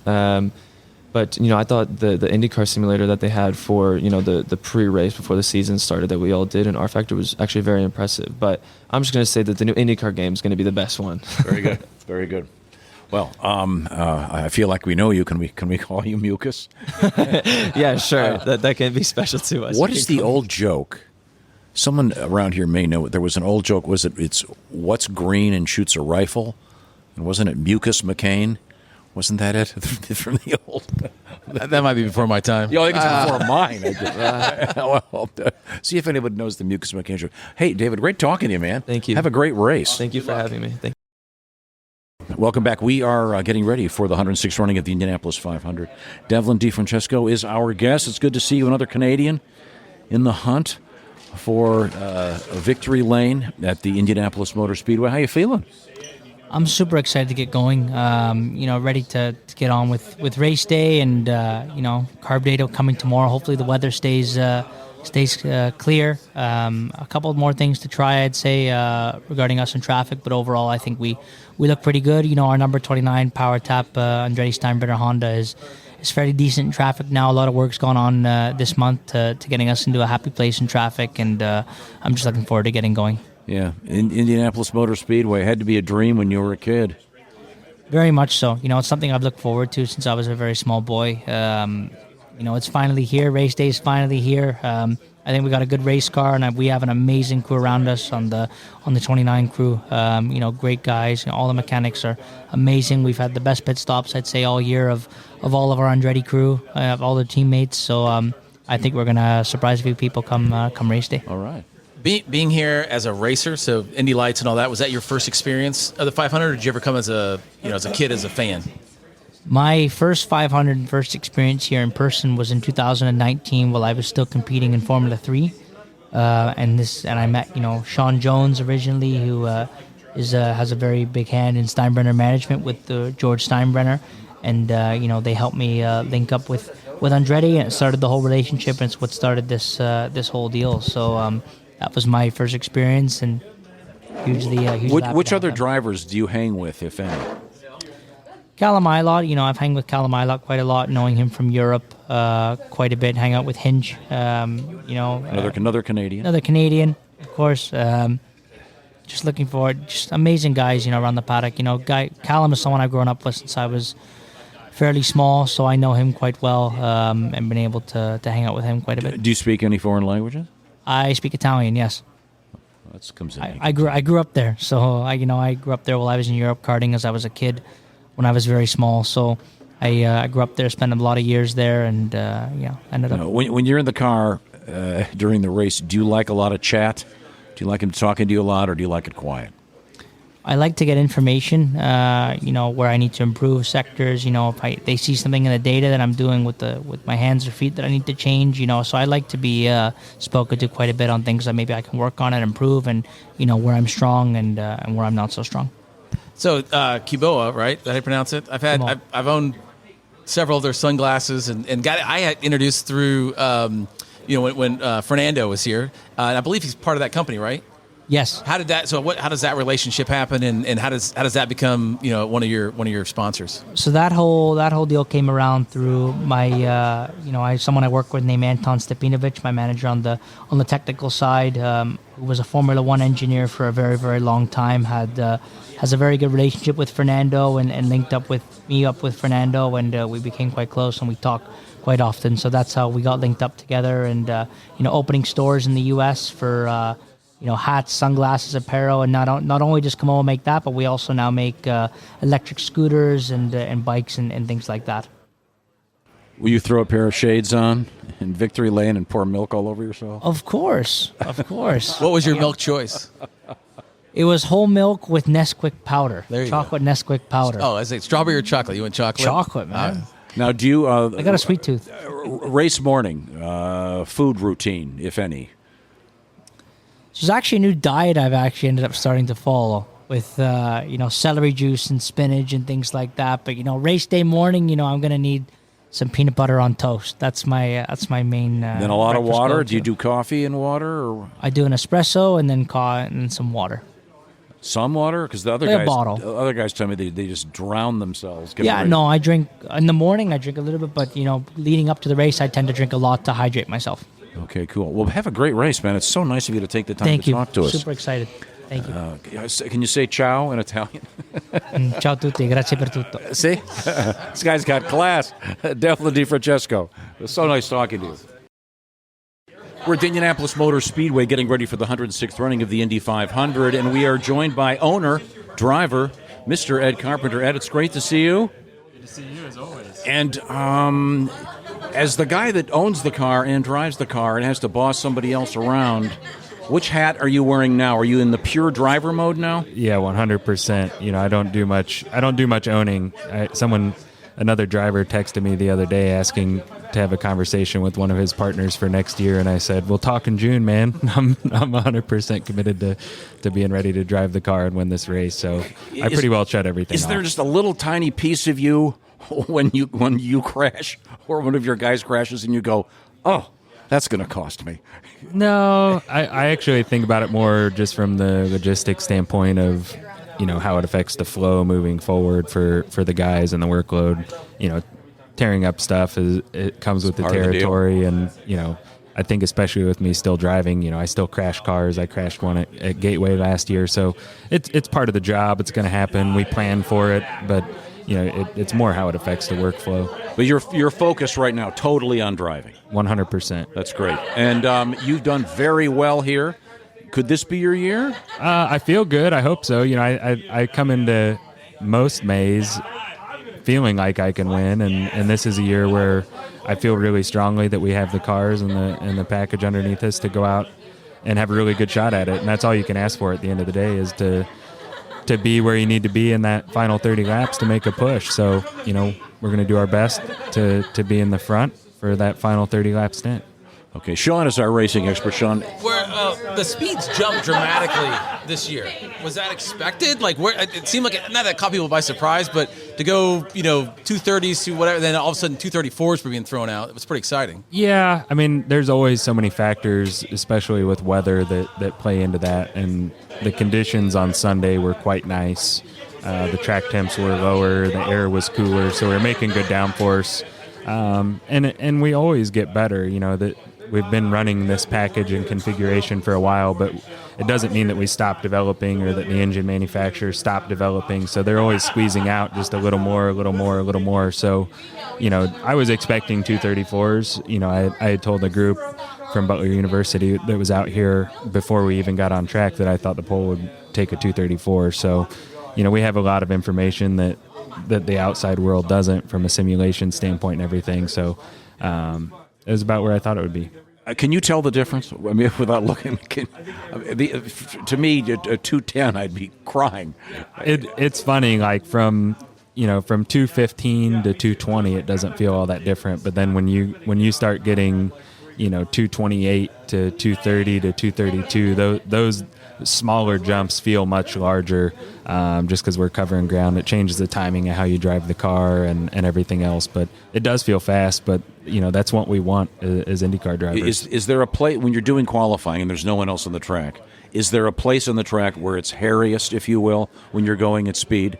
It really changes with the wind. I think for me, I'm always more concerned with a tailwind, entering a corner, just because it's working against the wings. You have a little less downforce. So, wherever the wind's blowing at the back of the car usually makes that corner a little more tricky than if the wind was opposite. What was your trap speed last Friday? I saw Connor's in the 242-ish range, I think. I don't know. I don't really look at that. Oh. I just look at the average and try to focus on the 4-lap average. Connor was definitely pretty pumped to have that 243, but I'm pumped to be starting fourth. All right, Ed Carpenter, what a great pleasure to talk to you. Before I let you go, do you do any impressions of any other drivers? No, I'm an extremely boring guy. Elio just did a fantastic Simon Pagino. that doesn't surprise me. You don't do an AJ or any of the classic guys? No, Mo. I don't have it in me. I'm not much of an actor. That's okay. One of the great drivers, and we hope you have a great race, man. Thank you very much. Thank you, Ed Carpenter, ladies and gentlemen.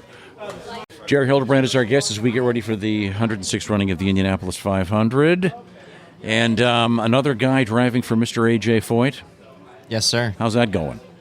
That's well put question, because it could definitely go either way, kind of. Yeah. No, it's going great. Is my second year with the squad here at Indy. If there was ever a concern that I had, it would have been last year while we were honoring the 60th anniversary of his first win, and you got the livery that's all AJ Foyted up. But I had such a great experience with this group, and AJ is awesome to be around. And fortunately, we've been able to kind of put our best foot forward in last year in the 1 car and this year in the 11. There's nothing cooler than getting an attaboy from SuperTex, after qualifying or whatever it is. So Does he ever come on the radio and say anything? No, thankfully not. I think FCC regulations would prohibit that language. There's probably not. I mean, he can stay on the intercom, But now I understand that you own a pink Cadillac. I do. What is the story on that? 1960 Cadillac Coupe de Ville. Her name's Rosie. Wow. Drove it out here last year, kind of in, honor of the throwback program. Broke down once along the way and had to stop in Goodland, Kansas, and had a bit of a sort of come to Jesus moment in terms of whether this was actually going to work. I live in Boulder, Colorado, so it's a haul to get out here, 1,100 miles. And yeah, we decided to stick with it and found a little local mechanics shop, and they got me started. I saw some hot rods and like dirt cars out in front. I was like, these are the guys that are going to know what to do with this thing.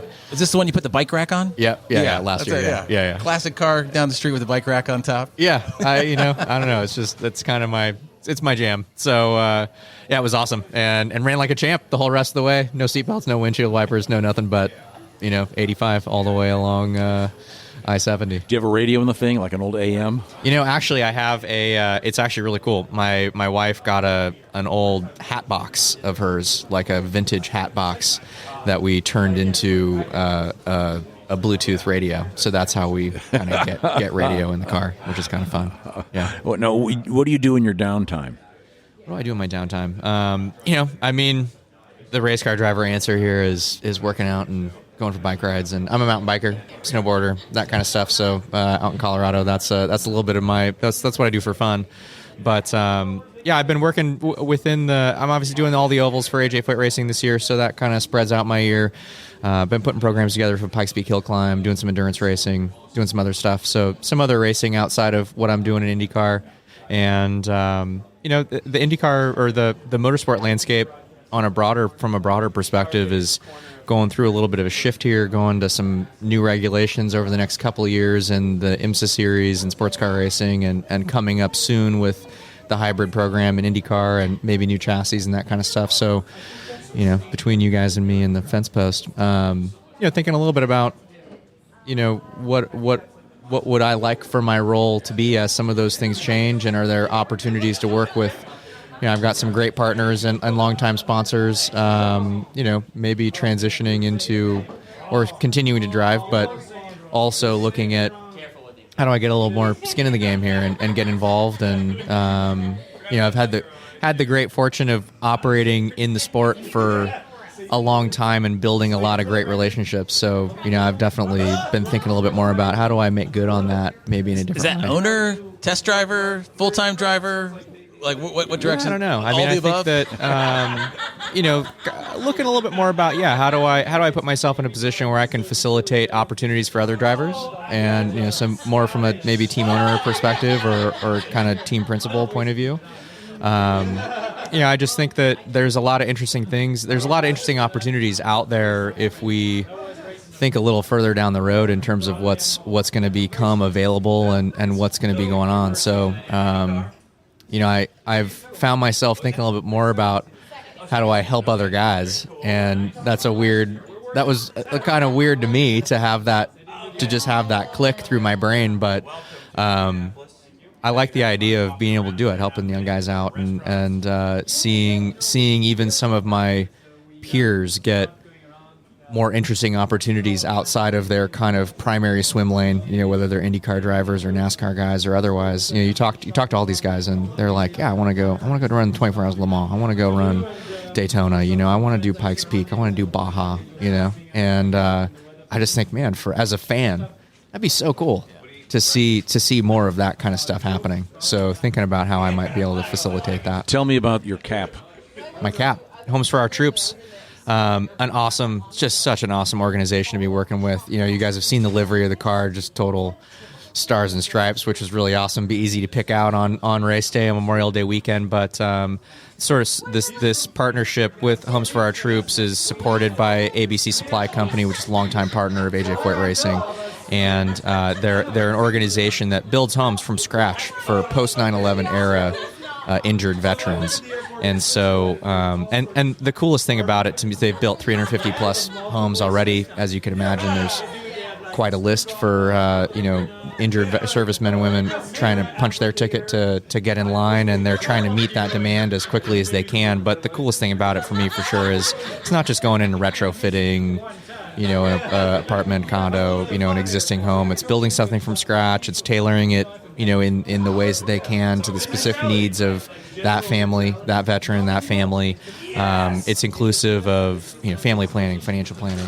It's just top to bottom, giving people a fresh start. And I think during my career with the National Guard and doing other things, we've been to Walter Reed, we've been to Bethesda, kind of see what these men and women are going through, and they deserve every ounce of help. Great program. They can get. Program. Yeah, which is cool. The car looks amazing. Yeah. Memorial Day, it's amazing. Jalopnik had it as the #1 livery in the entire field. I'll so take that. I think if nothing else, it's getting big publicity, great organization. Yeah. Awesome job. Yeah, thanks, man. And anybody that's into it, you can. ABC is matching donations to Homes for Our Troops just this week for up to $1 million. They've already gone halfway. And how do you go about halfway doing that? past? It's HFOT Homes for Our Troops HFOT.org.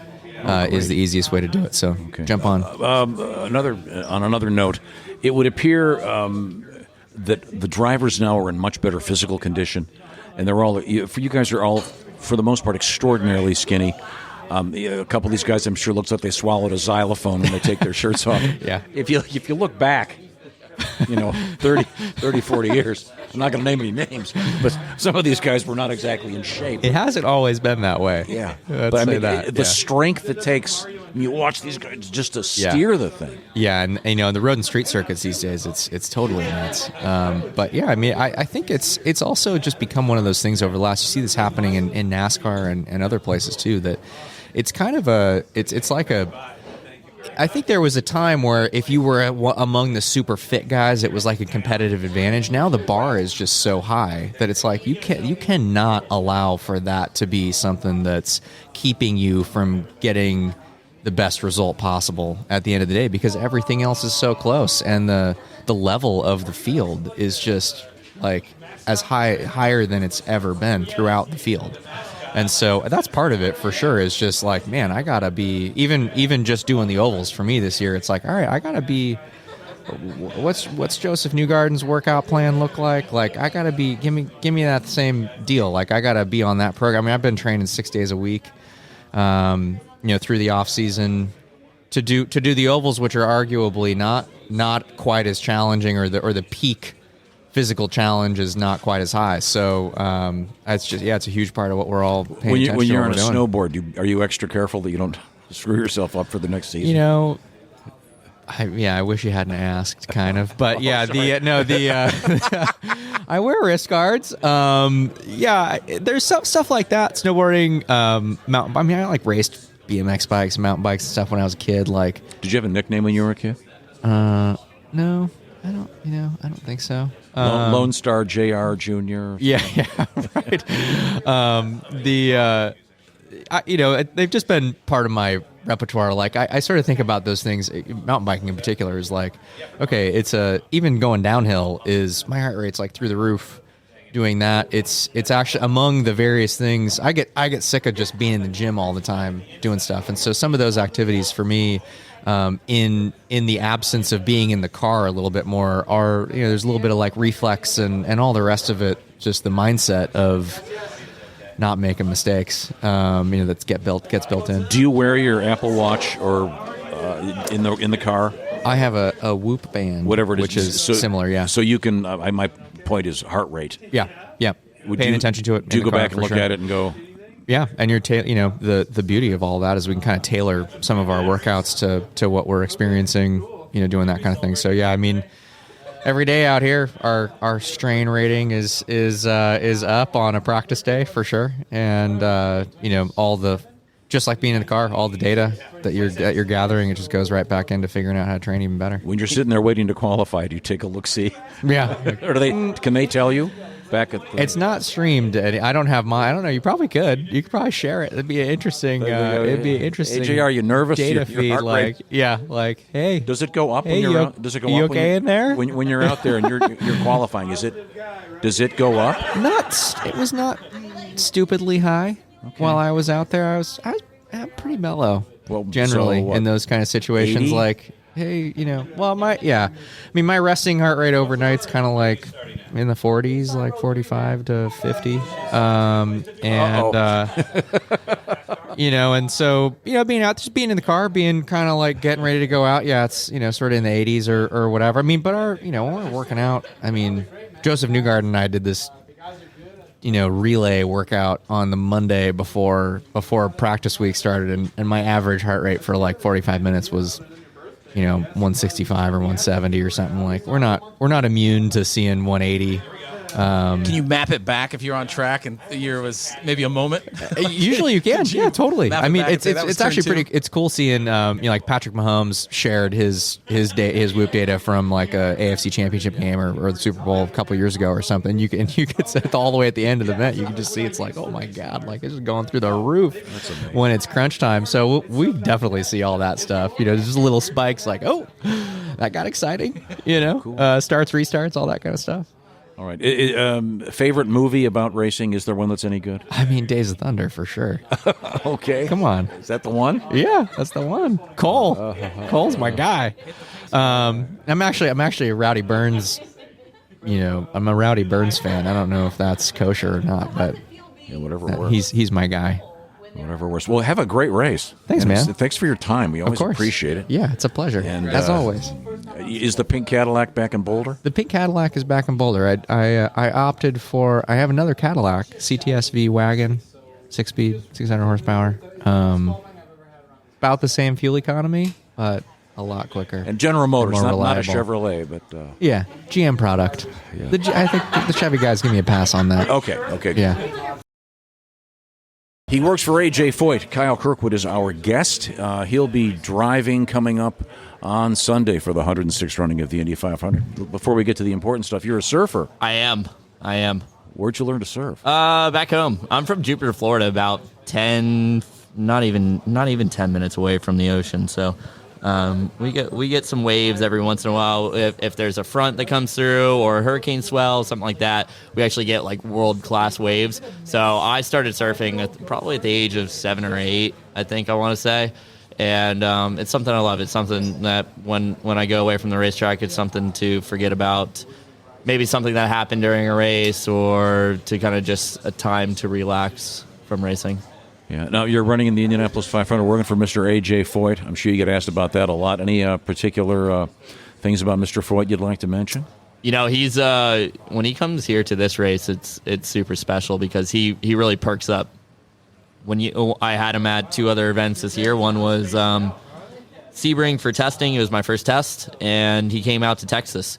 And obviously, Texas is a special event for him, but this is a race he loves. He comes out here and he's a whole new person, and it's really cool to be around him. He still has tons of knowledge when it comes to racing around this place and understanding what you need to do as a driver. The track hasn't changed, but the cars really have, but he still has the knowledge, which has been awesome. And it's nice to bounce things off of him as well as my teammates, J.R. Hildebrand, Dalton Kellett, who's raced here a couple of years, and Stephen Wilson's been sitting around in our engineering room as we have the kind of the alliance with Dragon Speed. So there's a ton of knowledge about my team. Driving in the number 14 AJ Foyt Racing Rocket Chevrolet has been a dream come true to me, especially as a rookie. I never thought in a million years I'd be the car I'd be driving in as a rookie, and it's been a special month to say the least. Wow. Shaun, our racing guy. Non-racing related, but how do we get you verified? Like, Dude. what is like? Did you make I don't know. Elon mad or something? It's really just turned into a joke now. But I mean, I tried for verification on Twitter, denied. I tried for verification on Instagram, denied. That actually just came out a couple days ago where I tried. I don't know what it is. I guess I got to go through Indycar or something. That's what people have been telling me. But it's actually pretty funny. If I win this weekend, I'm going to tell them to not verify me because I don't want to be verified anymore. What is the speaking of the weekend? The lineup seems to be somewhat jumbled, just based on how people went out on Saturday and where people qualified, and the rain came in and everything. There's winners scattered from the top to the bottom. What's kind of the strategy going into the weekend? That's super situational. It's based on what the pace of the race is and strategy that's being played around us. Whether, what I expect to happen is it's going to be that top 10 is going to be racing for the win from like kind of the beginning on. they're going to be trying to go forward and get in those top 3 positions to position themselves for the end of the race. When you get into that 10 to 20 mix, you're going to have a lot of people that are pushing hard to get into that top 10, and you're going to have a lot of people that are saving to try and do it all on strategy. And then you have people like me that are 20th to 33rd that are probably mostly going to be saving a lot more than trying to push to go forward, because you can only gain a few positions racing from that position. You're not going to gain 20 positions, that's for sure. So it's going to be tough in that sense. But so most of it's going to be played on strategy, I would say. Is your thought of the tire deg? It's coming a little bit of talk this week over. Is this almost like a big road course where you can get the undercut? Maybe that speeds on the out laps will be much faster than on the in. Is that just chatter at this point? We haven't noticed any tire deg. I don't know if you've asked any other drivers that question, but for us at AJ4 Racing, none of us have been like, man, we really fell off there around lap 30, which is pretty much the end of a stint. We haven't thought that at all. Usually it's kind of just leveled out and stayed the same all the way through. What's going to play, what the way strategy will get played out is like last year, people were starting to check up. They didn't really want to lead the race, and because you're using too much fuel out front early on, and they start running slower and slower lap times. That way the leader can save and everyone else saves behind them. And what that turns into is people doing big undercuts where they come in a couple laps early, they push, they're doing 220 laps or 218, 219 laps, while the leader's out there doing 210, 211 saving. And now all of a sudden they've gained a ton of positions because it's kind of this big accordion effect behind them, and they get it on the undercut, which might happen, but that's just based on whatever everyone else is doing around you too, right? Before we go, did you have a nickname in high school? Not really. No, I mean, I guess you could say that. I had a nick. Usually, everyone in karting days was Woody. That was always my nickname. Woody. Yep. Kirkwood. Kirkwood. Yeah, Kirkwood. Well, that's Kirk, right? When you called Kirk this week. Now it's Kirk, I guess. It was funny. They put it up on one of the big screens. It said Kirkwood, which has been a thing actually since St. Pete. I think just people started to pick up on it now after it got posted on Twitter. And IndyCar's changed it now. It's now back to Kyle Kirkwood, so I can call myself Kyle again. But it was Woody for a long period of time when I was in karting. Cool. Kyle Kirkwood, thank you very much. Awesome. Thank Great you. talking to you. Good nice luck. talking to you as well. Surf's up. Getting ready for the 106th running of the Indianapolis 500. One of the distinguished drivers is Mr. Well, you introduce yourself, Marcus. Yeah, my name is Marcus Eriksson. I'm driver of the number 8 Husky Chocolate Chip Ganassi Racing Honda. Husky Chocolate. Yeah, Tell me about that. You know, who doesn't love to be sponsored by a chocolate? No kidding. It's the best of the best. So it's actually chocolate drink, hot and cold. Very good. Now, and you're from Sweden. I am, yeah. But you currently live in... I live here in Indy, so I live up in Carmel. So I've been here, what is it now, the 4th year I'm living here. So it's it's good. I like it. Yeah. You're home race here, you know? Your English is pretty good now, huh? Yeah, it's getting there, I think. Yeah. Tell us about this year's Indianapolis 500. I know you're obviously the goal. You want to win.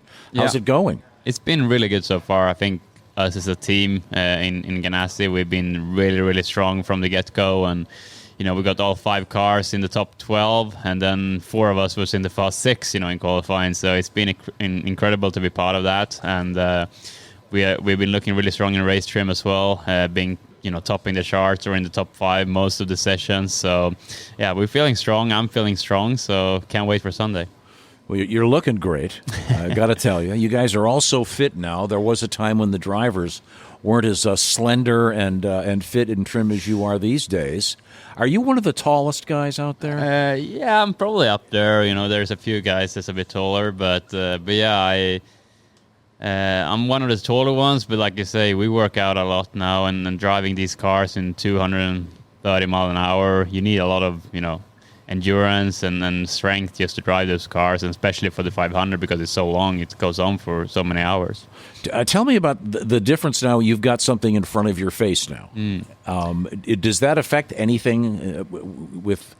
Not really, I would say. It's you know, at first when we first put it on, it sort of was a little bit weird to get used to, but then very quickly you got used to it, and then when you're in the car driving, you don't really your eye sort of filters through it, so you don't really think about it. The biggest thing I would say is that it gets hot in there. It gets less airflow, so that's the biggest thing. So on Sunday it's supposed to be pretty warm and sunny. So that's gonna be a bit of a challenge for us drivers sitting in there and getting a lot of heat. Do you have?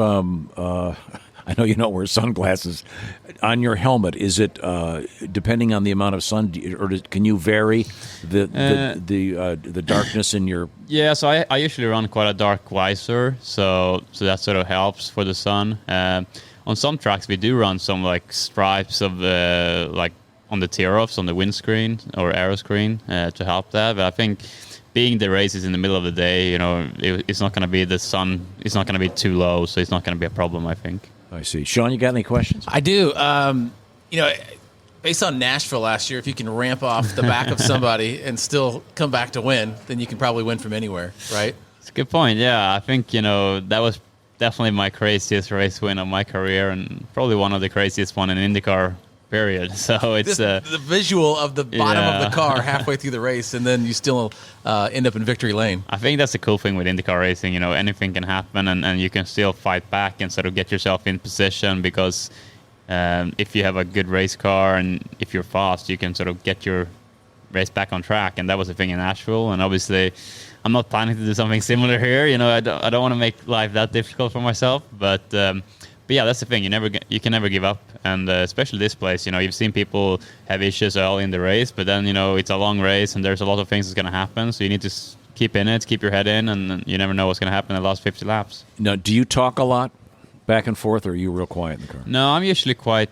I don't talk that much. I like to get information from the pit wall, so I like to be sort of updated on what's going on around me, and I obviously talk about the car, trying to give feedback on tires and balance and stuff like that, so we can improve the car for the next stint. But I know some drivers, they're almost like commentators in the car and just commentating on everything that's happening, and I prefer to focus on the driving. Do you ever speak any Swedish when you're in the car? No, cursing. Yeah, I was going to say maybe I curse in Swedish sometimes. What's a good Swedish curse word? Fan, like F-A-N, fan. Fan. Like fan, yeah. So that we'd get beeped if we were on Swedish television? Yeah, exactly. Yeah, pretty much. I'm not sure what that means, but I'm going to put it in my my dictionary. With basically all six of the Ganassi cars up front. Is there more strategy with that? It seems like some of the other teams are a little more spread out, but being up front, especially early on with fuel mileage and being able to flop back and forth as opposed to trying to go out and lead on your own, is there a strategy behind that? We haven't really, discussed it yet, but I'm sure we will, obviously gonna try and take advantage of the fact that we are so many cars up there, and if we can help each other out throughout the race, and switch a bit. If we're all running up front, we don't have to have one guy leading the whole race and burning fuel. We can switch that around. So I definitely think it's an advantage to have that many cars up front, and come race day, we're definitely going to try and use that and help each other. What's it like racing with Jimmy? It's very cool. He's been a great addition to the team, and obviously he's had a very steep learning curve on the road and street courses. But from like the first lap on the ovals, he's been so impressive, and it's been really cool to see that. And obviously Texas, he had a really good race on the oval there, and all this month he's been super fast. So I expect him to be a factor on Sunday, and it's good to see. He's such a good guy as well, so really happy for him. Well, have a great race. You went to high school back in Sweden? Yeah, I sort of dropped out. I was basically driving cars. I see. That's fine. Did you ever get a degree or a diploma? No. Really? I moved to Japan when I was 18, so I sort of had to. Wow. That. Do you speak any Japanese? Arigatou gozaimasu. Ohayo gozaimasu. What does that mean? Oidashimashite. Hakuma probably knows a bit more than me. I knew a little bit, I still in the memory. I mean, it's 13, 14 years ago now, so it's been a while. Wow. Did you have a nickname when you were a kid? No, I don't know. No, not really. You've always just been Marcus? Yeah, Marcus is good enough. Okay. Do you get back to Sweden much? Not really. I mean, in the off-season I go back, but during the season it's pretty hectic for us, so I went back in March, I think it was. end of February, March. I went back for a week, but apart from that, I think I'm going to stay pretty much all season, and then in the off season I'll go back a bit. Do people from your family get to come to the Indianapolis 500? Yeah, so my mom and dad and my youngest brother, they was flying in yesterday, so they just got in last night. So it's really cool to have them here. You know, it's it's good with some extra support, so that's really exciting. Oh, that's great. Well, I hope that they greet you in the winner's circle, Marcus. Sounds Thank like a you good so plan. much for your All right. time. Thank you, guys. Thank you, Pato. How's it going? I'm Tom, by the way, to be official. Nice to meet you, Good Tom. to see you, sir. And Shaun, you have met. Tom and Shaun. Let's go. And let's see now. 106th running of the Indianapolis 500 coming up. We have Pato O'Rourke joining us. It's great to have you here in the USA. You having fun this month so far? Thank you for having me, man. It's the greatest month to go racing, man. And is this the greatest spot or what? Huh? Oh, yeah. You don't get better than the Indy 500. It just doesn't.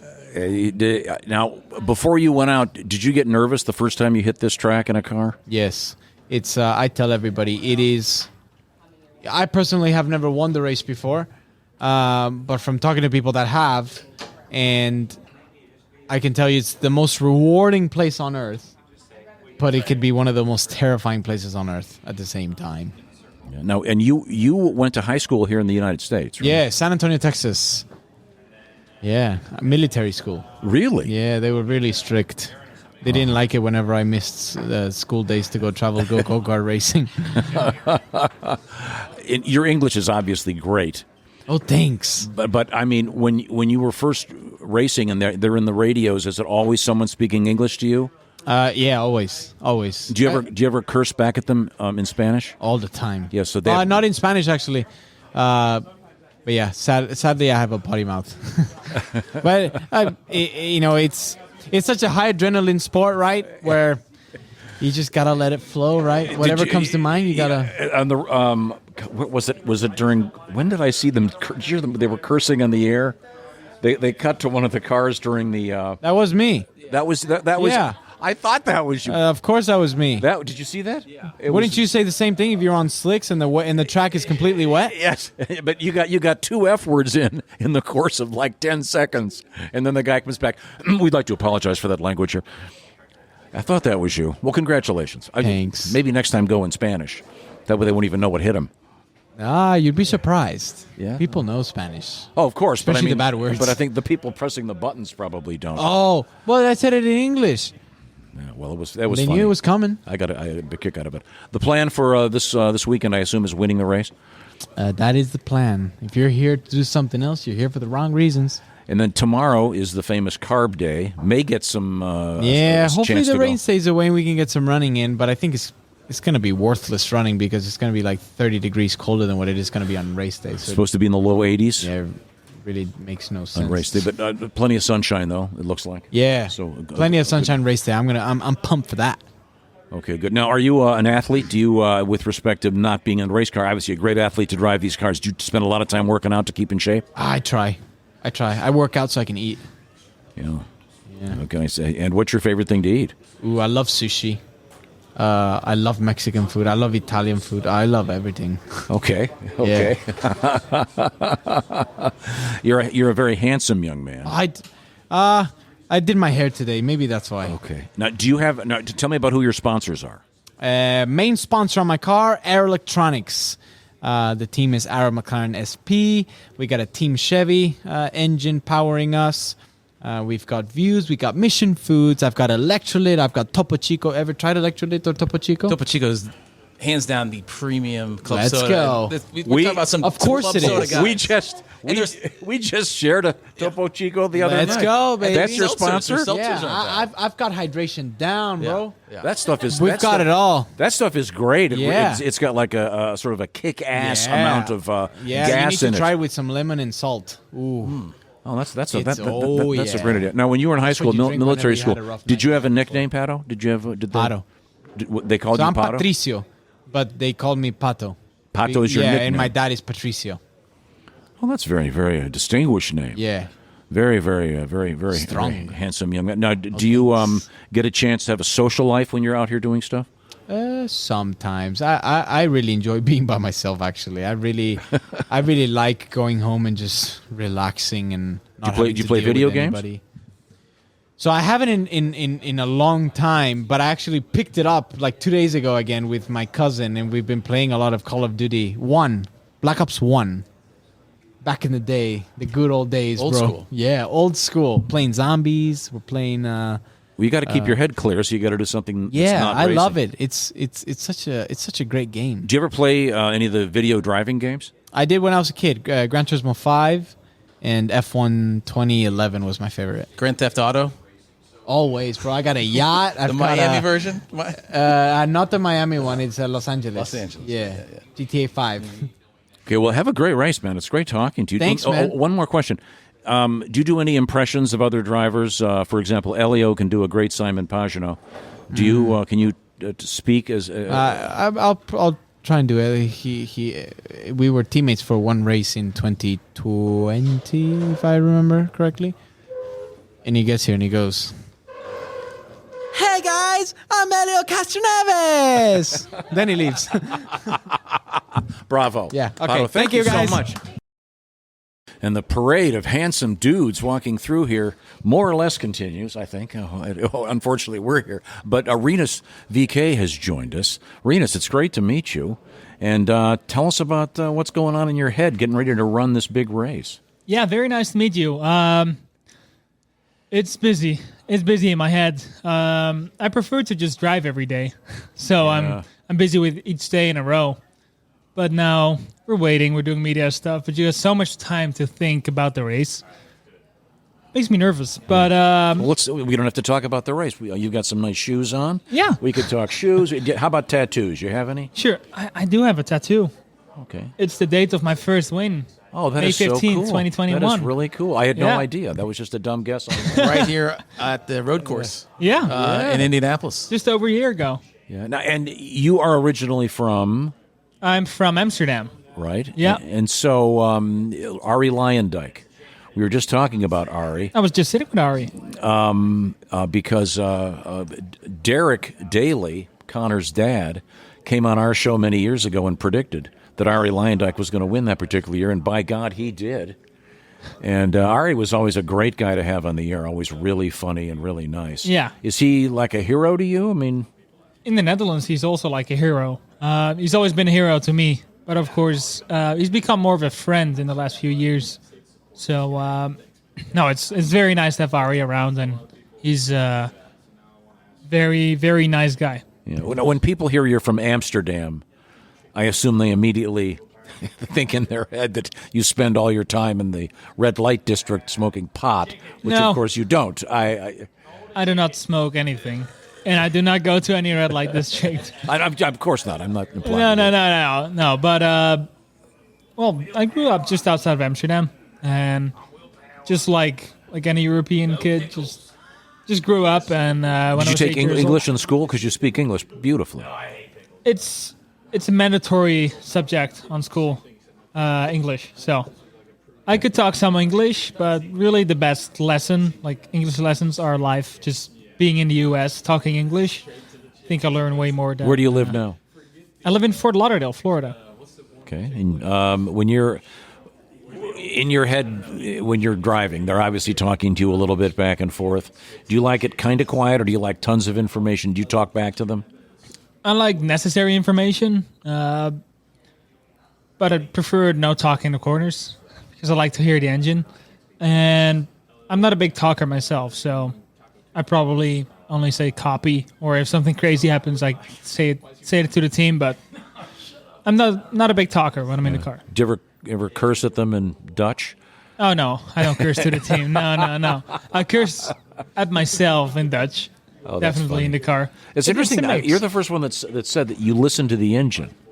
Yeah. That's really fascinating. You're that in tune with what's going on that you can tell what's happening. Yeah, like even if I, put the pedal down in a road car and the music's on, I always turn it off. So I can just feel the car better if I can hear what's happening in the engine. What growing up outside the United States? What's your first recollection of the 500 or knowing about it? Was that ever even a thought process at a young age? Well, I always, grew up with a few heroes, and if you look at Dutch racing legends, Arie was always one of them. So I definitely knew about the 500. I think everyone in the Netherlands knows what it is. But I really got involved once I did some go-karting in the U.S. and when I started in the road to Indy, that's when I really saw what IndyCar is and what my future might be. So that's when I thought, okay, I want to do this. No F1, nothing. It's going to be IndyCar. Well, it's been great talking to you, and don't be nervous. You're going to be great. Yeah, I know. But and I think nerves are healthy. It's healthy to have a bit of nerves and get into battle mode. Yeah. One last thing. What do you do the morning of the race? Do you have a routine that you like to do? Do you drink coffee, no coffee, lots of water, breakfast, nothing? What? Well, no coffee.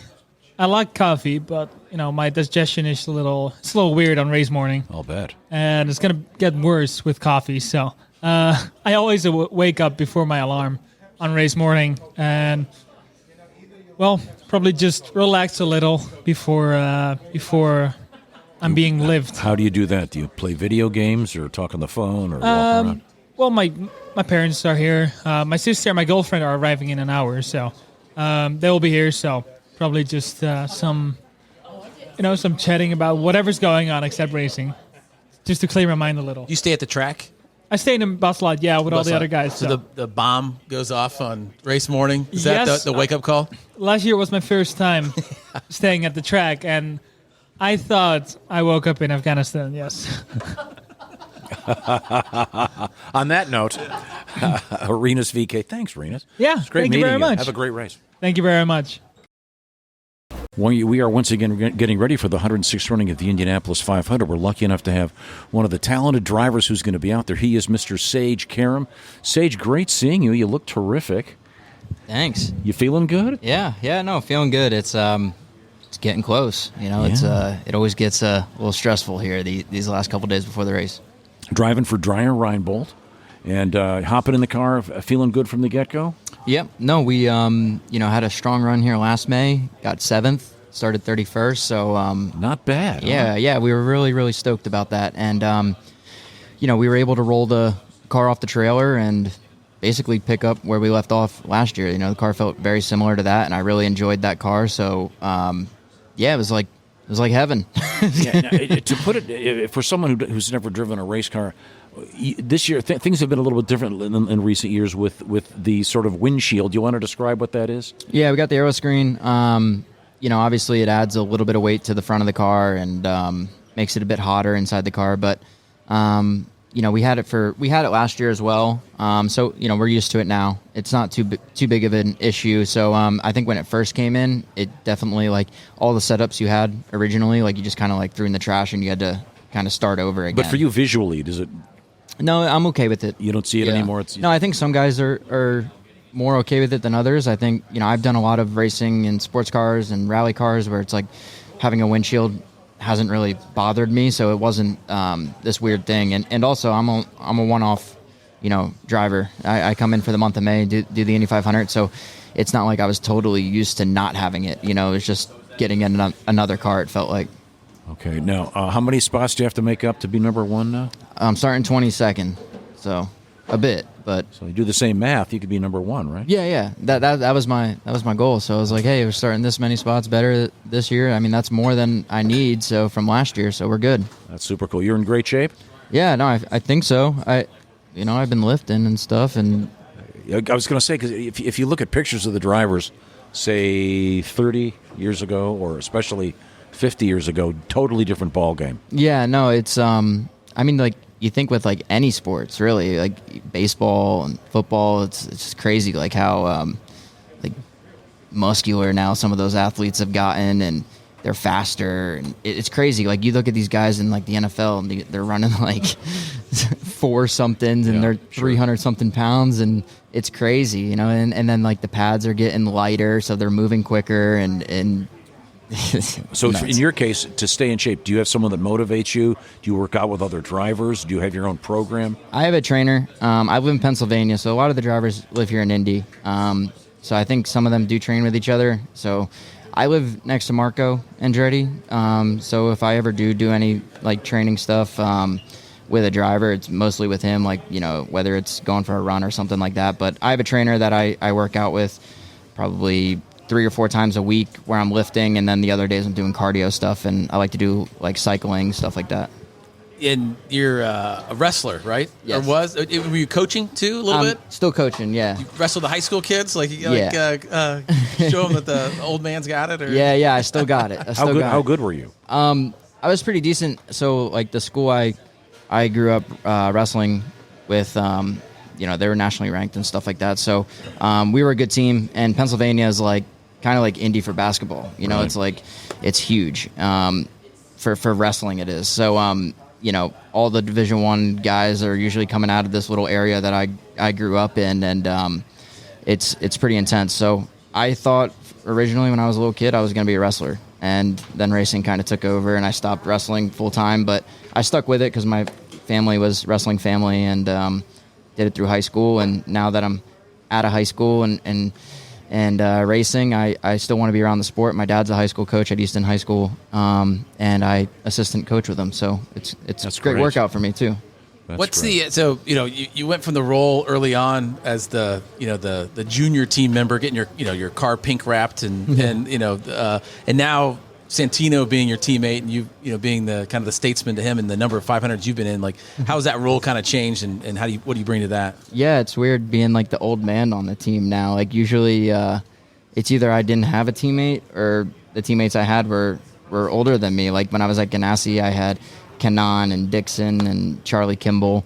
And then for a couple years, I had J.R. Hildebrand at Dry and Reinbold. And now I got Santino. So I'm kind of the old man now. So it's weird to say, because I do feel like I'm still one of the younger guys in the series. But, this is my 9th Indy 500. It's crazy to think that. Like I would have never thought by 27 I'd have 9 of these things. And it's pretty cool. When you were in high school, did you have a nickname? As a stud wrestler? No. Sage? Yeah, they just call me SK as it.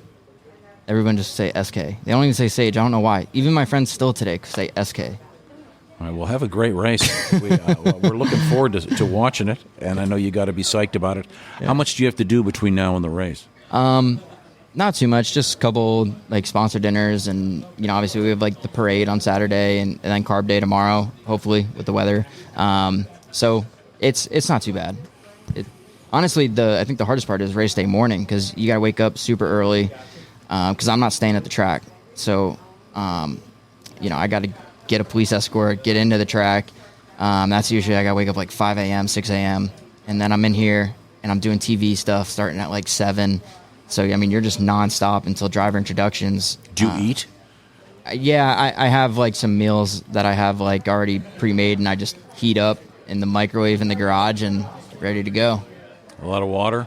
A lot of water, yeah. We'll be losing a lot of weight. If it's a hot day, when you're in the car for like 3 hours on a real hot day, you're probably losing like 8 to 10 pounds in the race. Okay. Any tattoos? Just one. I got the wheel and wings. The wheel and the wings. That's awesome. That's I got. When I was like growing up, I said, I want to get that tattoo after I do my first 500, kind of like, Olympians go and they get the Olympic rings. I was like, that's my Olympic rings right there, is get the Indy logo tattooed on me. All right, Sage. Well, thanks for your time. Yeah, thank you. It's great seeing you. Appreciate it. Absolutely. Thanks for having me. Absolutely. We're getting ready for the 106th running of the Indianapolis 500. A guy who's won it a couple times is the distinguished driver, Takuma Sato. What a great pleasure to see you. Thank you. Thank you for having me. Now, there's a funny story about you that you kind of got stuck here in the USA for quite a while, and you ended up living in Carmel, Indiana. Yeah, I was stuck like everybody else too, but I'm happy to be Carmel. Very nice town, and obviously the pandemic time was everybody for the challenging time, but it's kind of really happy now to see all the fans come back to the Indianapolis Motor Speedway. Yeah, when you won it at one time, you were the only one here practically. We were, wasn't it? I mean, it was obviously needless to say, but it was sad and lonely feeling. But knowing that the situation, that millions of people watching it through the TV safely, shall we say, and we just to be really appreciated that we were actually able to do the race, because at the moment, no one knows if we could even do the race. So that was a fantastic moment. Not only for that, we won the race. It was just even if it's no spectator, still 500 win is 500 win. Now, when you go back home, Are you like a super big deal over there? Does everybody recognize you? No, not necessarily. No, I mean if you go to the racetrack, yes, for sure. But for the daily life, they respect the privacies, and some people don't know about anything about mod racing. So, but having said that, I think when we won the 500, it was national news all over the place, from morning, evening, and everything. This is a dumb question, but when you won it, what time was it in, say, Tokyo? I think it was probably 3 a.m. or 4 a.m. Did you have family back there that you had to call as soon as you got out? Yeah, I think my phone was about explosion, and I got thousands of messages and phone calls, and that I just never be able to answer it at that time. But it was a significant moment, for all of us to win a 500. But I really appreciate all the support, back into Japan. And you speak English very well. When you first came over here, were they talking to you in English on the headset when you're in the car? Well, longer story, make it short. I have no English when I started racing, when I was 20. But I went to the racing school at Honda and in Suzuka in Japan, and then got scholarship. And that scholarship, they flew to the UK at that time, British Formula 3 and the Formula 1. It's really made me happen to the professional, the race car driver. And then after that, 10 years, and come to the US, and then trying to relearn the US English. So that's why, when I jump in a car, I had no problem to communicate in English. But in fact, I was very happy to be to melt into the, especially for the Indycar series, so quickly. I would just think when you're going 230 miles an hour, it might be nice in your native tongue to hear that, have them tell you something. The fact is, it's a funny thing, is when I won the 2017, usually race car driver cross the finish line when you have a good day or even bad day, you just wanted to appreciate as a team sport, you wanted to thanking to the team. And in 2017, of course, it crossed my mind. I don't know what I was thinking. I have no idea. But neither of the English or native language Japanese came out of my mouth. All I had was a screaming. It's just a scream like a newborn baby. And that was no intention, of course. And I just accidentally, I flipped my radio button on the arm, which I had no idea was broadcasted, was a scream like hell. But that was expression of when you something in medical things happen, you don't need a language. Yeah. Well, I think I know where that comes from too. If you've watched the Japanese replay of the 500, those are the guys you want in your headset. There was pandemonium from the Japanese announcers that would send chills down anyone's spine, and that's the guy you want to wake up to and have motivate you. Yeah, it's just a fantastic. Is the Japanese guy doing that? Is he here or is he watching it on TV? A bit of both. They're here, but also back in Japan, it's satellited. It was linked as a live feed. Yes. It's amazing. I would highly encourage going and watching those last couple of laps. It's amazing. To that point, the no attack, no chance, it obviously works. Where does that come from? Originally come from my bicycle race days, because we call that attack. The mountain section. You're in a peloton, right? And you are in a group that you just. Hanging on to the last minute for the sprinting for the finish line, which luckily if you have a good ride then you win the race. But it's something that you rely on to somebody else. But the greatest win always we have been observed is a mountain section that the people just attack and they just go into the tempo and better than anybody else. That's a strength. That's a no attack, no chance come from originally, because I don't know who you may not, but my before I start racing, I was competing in bicycle competitively. Because it was the only wheels that I had. And secondly, because my parents had no idea for the racing whatsoever sake. So I never be able to have any environment to get to the 20 years old. Until then, I never be able to race, go for the motor racing, shall we say. Now, you still train on a bike? I do, yes. It's my hobby. Really nice and relaxing and just pedaling, by myself and going to the mountains. And, you feel like you trained as well as refreshing mentally too. Do you wear the same colors you wear on your bicycle outfit as you wear in your racing suit? Well, love to say yes, but no, I don't have a disoriented races, so I just grab the one something. I would think if I were the Honda people, I would make you a custom bicycle suit, if not a bicycle. Yeah, we had a kind of promotion days, and back in the Formula 1 days, the BAT committed quite a lot of the stuff, and then it was a fun event. You've been successful all over the world, different series. One race is outside of Indianapolis, but there's something about this place that it seems like you've figured out. You're always up toward the front. What is it about Indianapolis and the way this track is and lays out that you've been so good here? I think I just naturally enjoy driving IMS. Actually, it's a very challenging, of course, in terms of every circumstance, because the wind direction, temperatures, you name it. It's just a quarter of a millimeter of the difference of the line height make it so much different too. It's a staggering, and technical side too. But what it makes me really comfortable here is just the time, because let's say in 2 days event, and what you brought the car and out of the box is almost to determine the performance of that weekend, and you can really limit it so much things you can do. But here, it's a practice after practice. Essentially we have 8 practice sessions plus qualifies. So there is a time you go back to the garage, you go back to the computers, talk to the engineers, and they're there about the analysis. And there is a time and the space to improve yourself as well as to make a car fast. It's a really fascinating process. And that's make me feels like a lot more comfortable, or to be honestly, just be more competitive compared to some of that short event. Well, it's been a great pleasure speaking to you, and best of luck. You Thank could you. join that very small club of 3 winners of the Indianapolis. Smaller. Okay, smaller. Okay, sounds good to me because I'm a very small person. But a great racer. Thank you very much. Takuma Sato, thank you so much, sir.